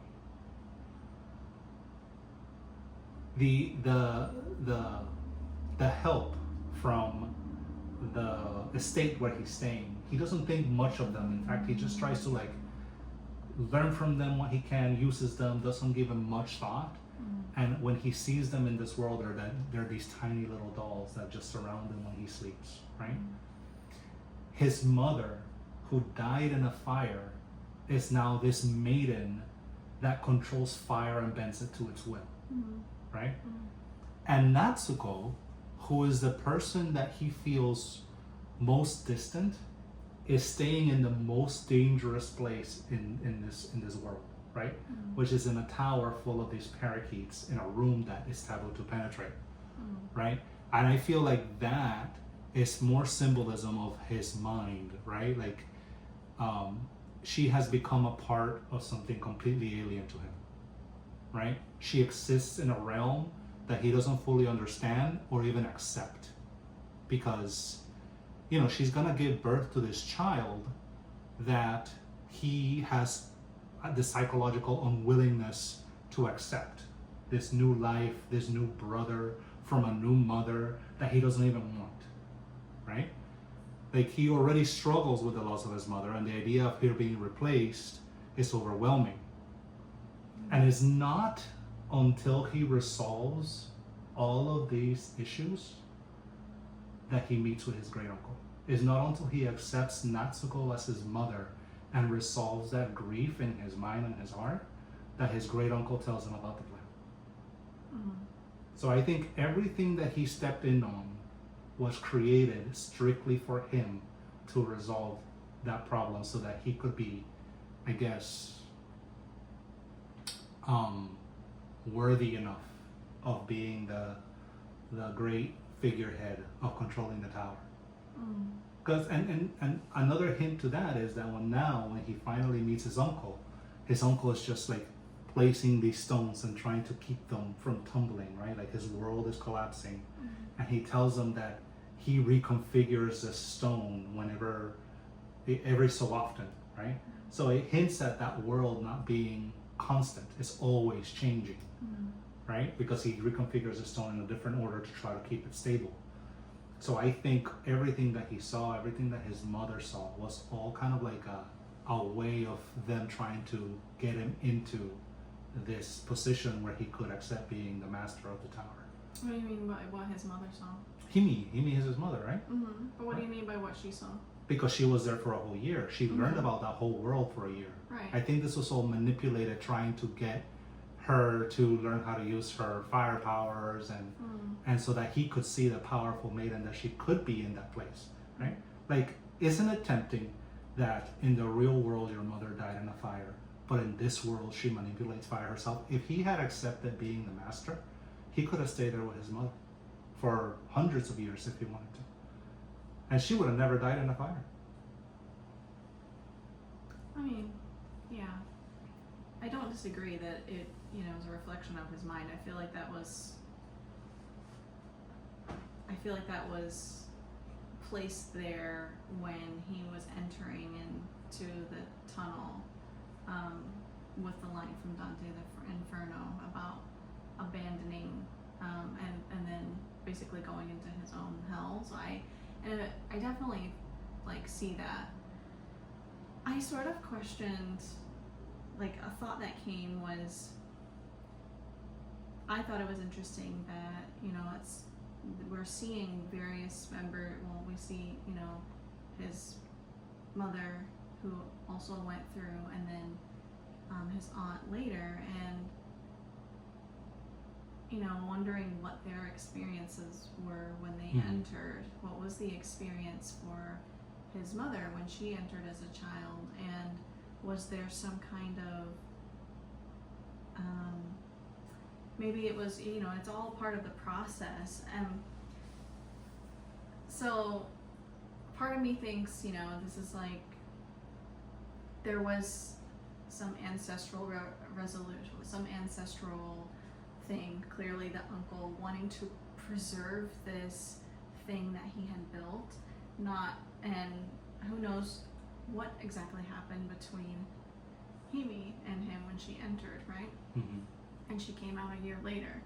The tower's still standing. There was no collapse. So I'm curious what happened there for her, and then she ends up dying in the hospital fire, or we assume she ends up dying, and then Natsuko enters as well. So I feel like, there's this whole other experience these other characters are having, and we get to see Mahito's, but I feel like the attention was placed on getting to see his, because we get to see the lineage, and we get to see something resolved, and not necessarily in a neat and tidy way, obviously. It collapses, right.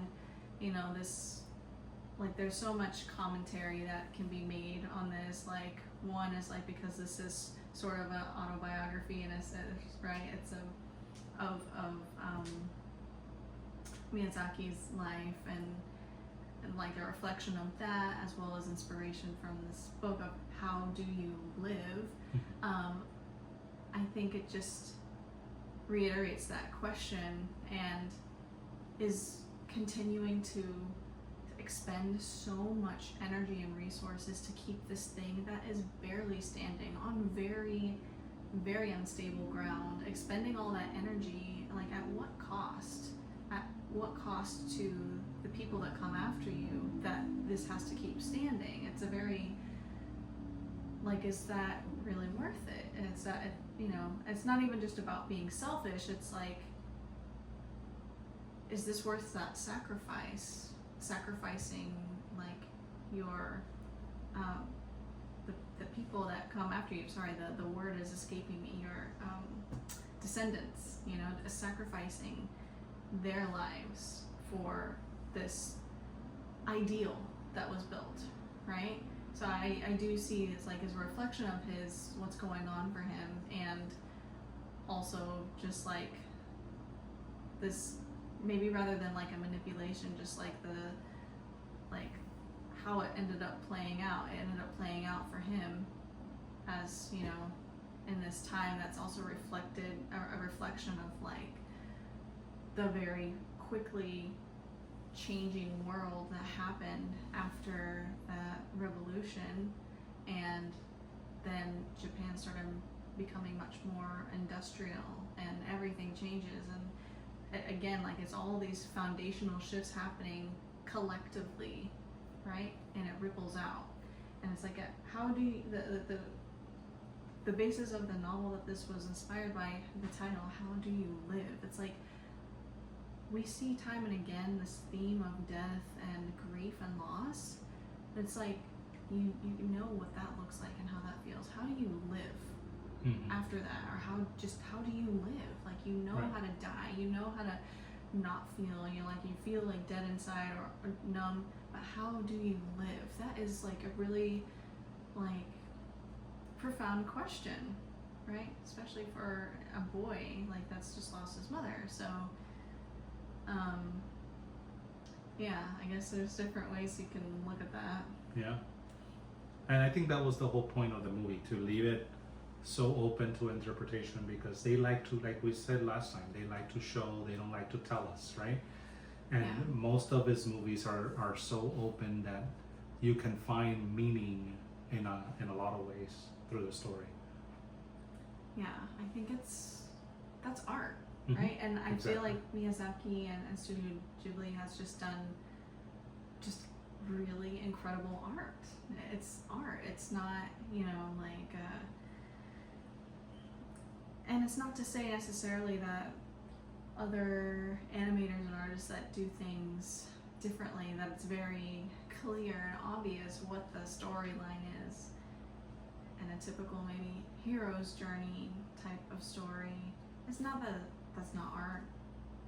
It's just this is really, for me, I feel like that is art when it can be so open to interpretation. There's so much more that you assimilate from it. So from Natsuko's point of view, why do you think she went to the tower? Well, She had never been there, right? Yeah, Like, she's grieving, you know, and I think just like Mahito, like they don't show because right. you know, You but, can try to interpret right, it, but she's going. So for me, it's like she's going, like she's crossing that threshold. So to me, her entering the tower is like her crossing the threshold into going into labor, because it's this gradual, for many women, it's this gradual process. It's, yes, you have like the act of labor, and you have even like what happens up to before that, but it's really this very gradual process that's happening over time. You're moving towards it, right? It's not just like this clear, it's like, oh, contractions are 1 minute apart and so forth and so forth, you know, like for this long, therefore, or, you know, 5 minutes apart, 1 minute long, whatever, therefore you're in labor. But it's really, it's I don't know, it's, you know, for me, like seeing that as a woman and a mother that's gone through labor twice, like I feel like that's just symbolic of her entering that threshold between worlds, because that's essentially what the tower is like being between worlds, right? And so I think for her it's like this going inwards, turning inwards, and an especially difficult time. So it's like she went there even faster. She went inwards even faster. And well, maybe not faster. It was. well, just she didn't time. give labor in the tower though. Like that never ended up happening. She Well, ended it up was- walking out. But she was, you know, Yeah. in that Yeah. space already. So what I was wondering is, you know how in part of the story they show her being sick, right? Mm-hmm. What I was thinking and getting out of it is that she was being tortured just like he was. Like, I think the tower was calling her, like the Yeah. Heron was calling him. I think the uncle wanted a descendant to take over no matter what, and if Mahito wasn't going to do it, it was going to be the new baby. Yeah, You true. know? I think we did discuss this too, maybe at one point, but yeah, and Yeah, that totally, like, Yeah. that tracks too. And I think the reason she yelled at him that she hated him was because she was trying her best to protect him from the tower while keeping herself away from the tower. And he never showed any, I mean, he didn't understand it, obviously, but he never showed any sense of gratitude or anything. And now she's stuck in this position where she's like stuck in the tower, having to give birth to her baby in the tower because she was trying to protect Mahito from the tower. I mean, yeah, that thought didn't cross my mind. I feel like that's a very long. I don't want to say it's a reach because it's, you know, it's open to interpretation. I definitely that thought did not cross my mind just because I felt like I was attuning more to like the narrative for me was like the emotional dialogue that was going on between them that was in even especially the things that weren't being said that eventually exploded into this volatile like screaming and you know so that was really like where my attention was. That's what I was attuning to. So I didn't like have this all extra thoughts that she was like necessarily trying to protect him, but yeah, like we definitely see, you know, his own mother Himi and Natsuko is like this desire to protect, like their roles as protectors, and just before that she does like reach out for him and say like I didn't protect you, and so yeah, I guess it's this honoring of the way that our elders and ancestors, the things that they do to protect us. Yeah, that is beautiful.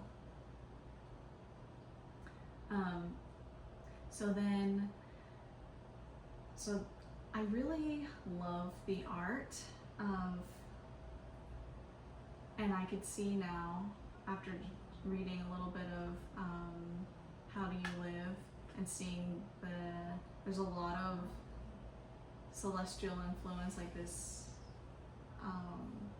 you know, because they reference Copernicus and call the kid nickname Copper in the novel. So I can definitely see now where all these celestial influences are coming from into the animation with like even the sun in the just in that entry when Mahito first sees when the heron creates that illusion of his mother there, and then in the top of the tower, we assume, like I can't even say the top, you don't really, there's no orienting, but you do see like this staircase where the bird parrot or the parakeet goes up, the king parakeet goes up, so then we kind of orient like upwards, I guess, right?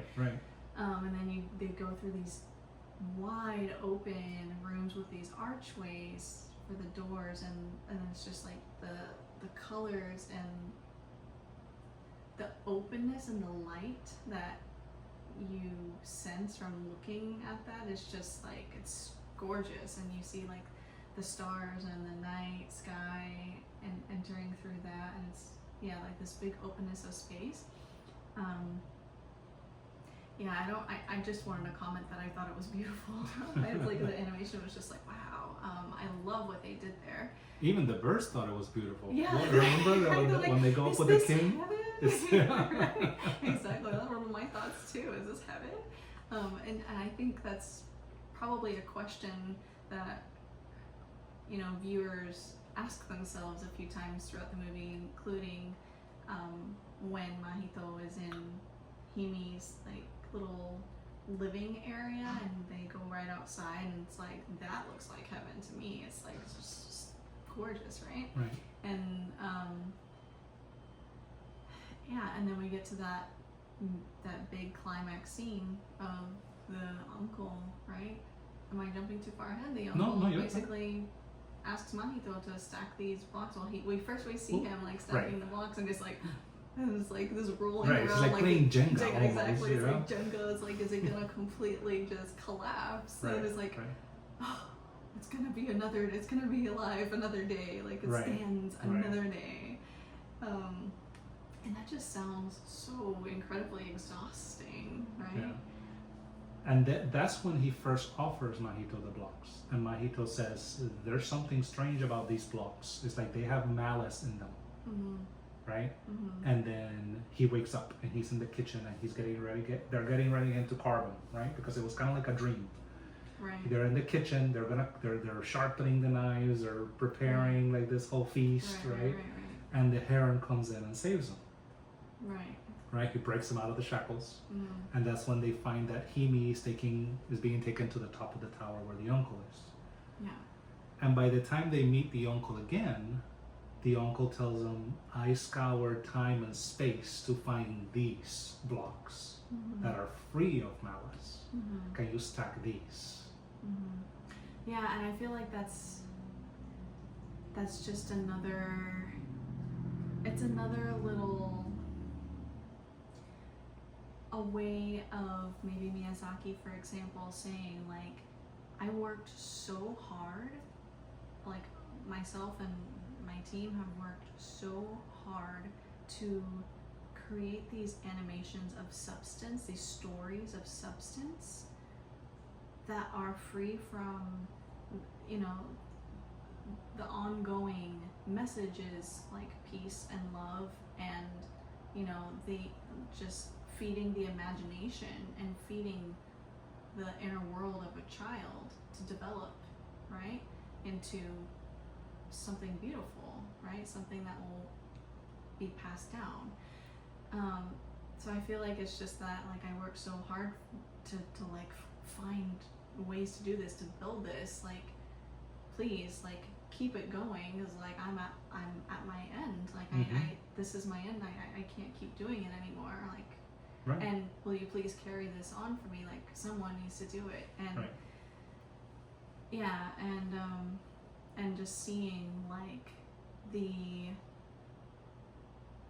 seeing the power dynamic that comes out of that, it's like it already starts to become something else, something not free from malice, even in trying to force this to happen, right? As you try to force it and control it, it's already losing that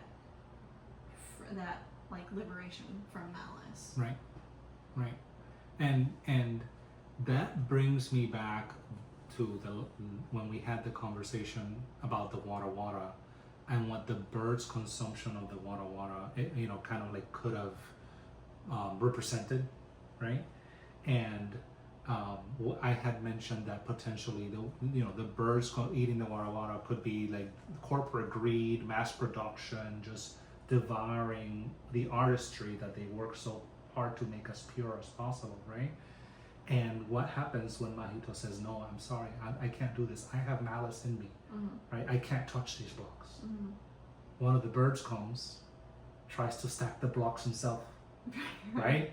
And if we're still talking about the birds representing this corporate greed, I mean, you have to imagine that when Miyazaki said, "I'm not doing this anymore, I'm retiring," every major production company said, "Let me do it. We can keep it going." And as soon as the bird king, the parakeet king, does it, and he stacks them all up, they'll just completely collapse. And so those starts the collapse of the tower. And it's like it collapses because it's like, oh, and it just reminds me of like this quote that Miyazaki has, you know, said that like has floated around online, where he said, like, in an interview, Studio Ghibli is like, it's already done, like it's going to end, like it's already going to end, and like he's like, it is what it is, you know. It's a painful, I'm sure it's a hard and painful decision to come to. I'm sure, you know, it wasn't just like, took a long time, and the wisdom, you know, to be able to see that and recognize that and choose that, because essentially what these films offer is a way for people to play, right? Like that's essentially what it's about. It's play, which is what makes it so innocent and so beautiful and so open to interpretation. It's all about playing, which is one of the most profound ways that humans and children grow and even heal, is playing. So when it becomes about controlling it and this like dire necessity to make it continue, it's no longer playing, it's just work. And it's like, not that there's no value in work, but the essence of it, in a sense, is just like taken from it. Right. Yeah. And yeah, totally. Like you can even just imagine all the offers. Oh that yeah, they absolutely. Like, you know, you could probably imagine that all the big animation studios probably made enormous sums of offers to take over Studio Ghibli, but it wouldn't have had the same spirit and the same heart. Yeah. So that just reminds me, and I think I mentioned this earlier, but 24 minutes into The Kingdom of Dreams and Madness, which is a documentary on Miyazaki, he says, you know, people who design airplanes and machines, no matter how much they believe that what they do is good, the wind of time eventually turn them into tools of industrial civilization. It's never unscathed. They're cursed dreams. Animation too. This is like saying this as he's smoking a cigarette. And he says I feel like that was reflected in The Dying Pelican. Like we get to see like just this buildup of, it's like this echoing of the same message over and over, in a sense, in a different way. That's one way to interpret it, right? But he also said that today all of humanity's dreams are cursed somehow. He says, beautiful, yet cursed dreams. I'm not even talking about wanting to be rich or famous. What I mean is, how do we even know movies are worthwhile? If you really think about it, is this not just some grand hobby? Maybe there was a time when you could make films that mattered, but most of our world is rubbish. And again, I feel like this is just reflected in like the uncle saying, I've like gone all over time and space to gather these blocks, right? These building blocks. There's a very specific style and way that Miyazaki creates the films that he makes, right? Or that he's made. Trying to capture that innocence, but also reflect just like the real heart of what life feels like from a child's perspective, right? And reflecting that in a really big way. And I mean, maybe it's youth and being naive, but I can't agree. Like, I just feel like play is so important if we were to value things and have some kind of like way of grading that. Personally, I feel like they do matter. These stories do matter. So maybe that's just me being like emotional and naive and young. But,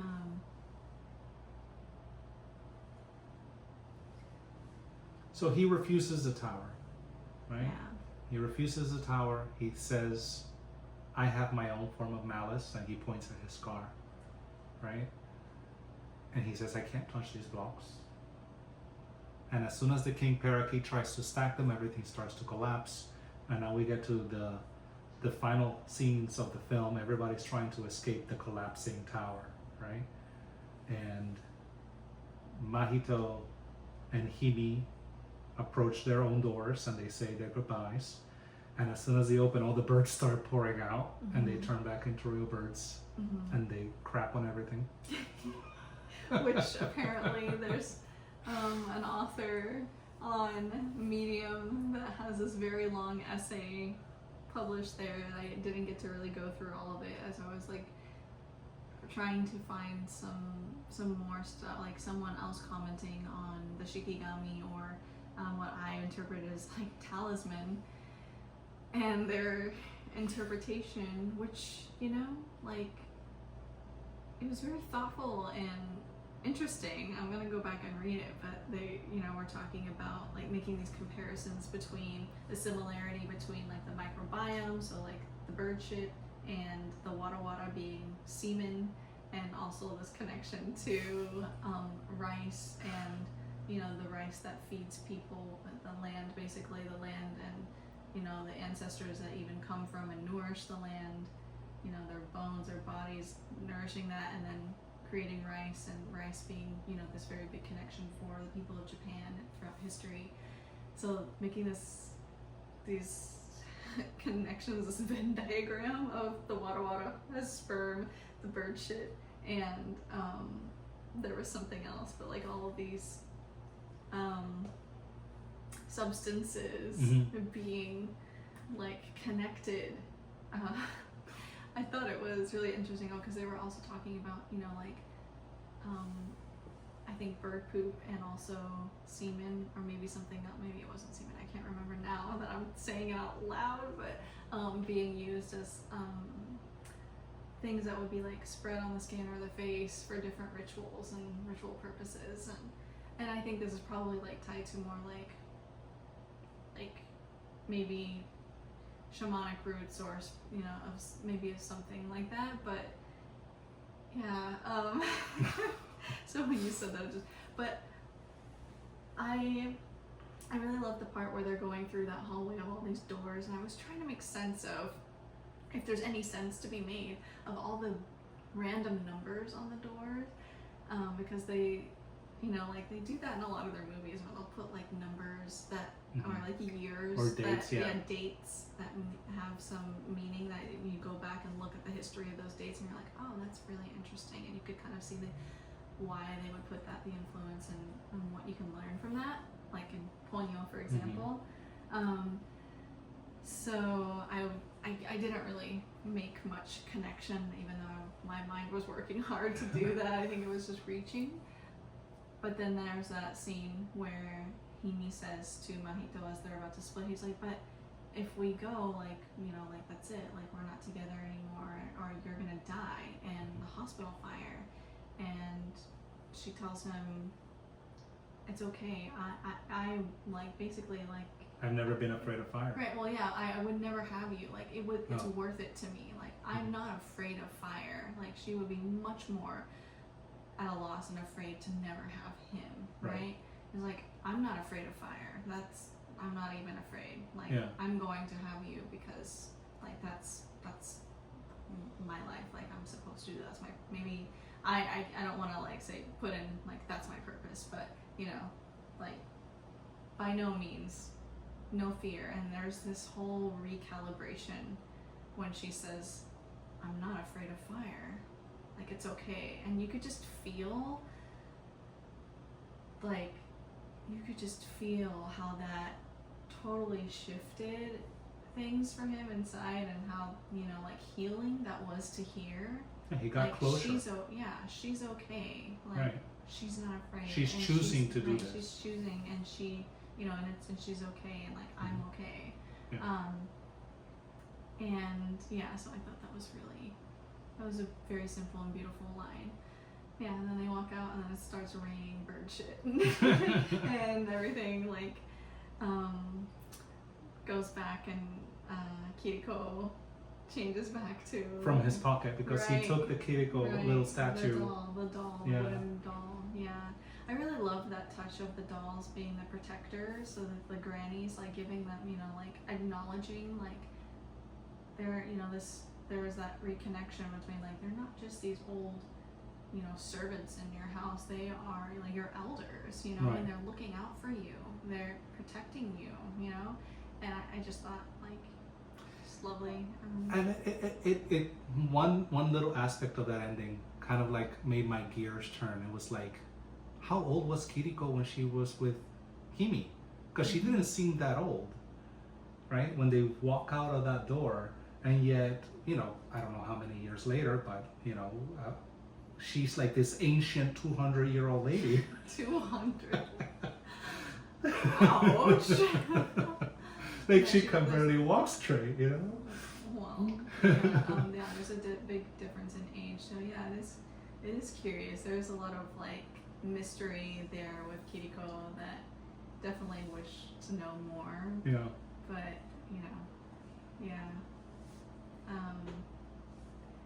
Yeah, and then after, you know, like they see them leaving, going back to the city, right? Moving back to the city, I think, after Yeah. he has a little brother and I think it was 3 years later. something like that, yeah. Yeah. Yeah, so I think we covered pretty thoroughly Mm-hmm. everything. I mean, I didn't like really look over my notes super thoroughly, but I feel like we covered a lot. I mean, a 2-hour video. I think For our that's very first pretty. podcast Yeah. episode. That's I pretty wonder how many thorough. people will actually make This is it. longer than the actual movie. You don't even need to watch the movie, just listen to our podcast episode. We'll tell you a bedtime story for the next month.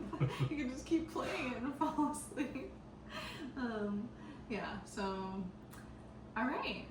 So, not sure when our next episode's gonna be or exactly what it's gonna be on yet. I have some ideas and you've already heard them, so it might be anime or it might not be. There's so many things I wanna. Yeah, there's a lot of things to explore. Yeah, it'll be fun. So, Yeah. alrighty then. If you enjoyed and you actually made it to the end of this podcast episode, which was pretty good, even though it was super thorough, please subscribe. And yeah, we'll see you next time.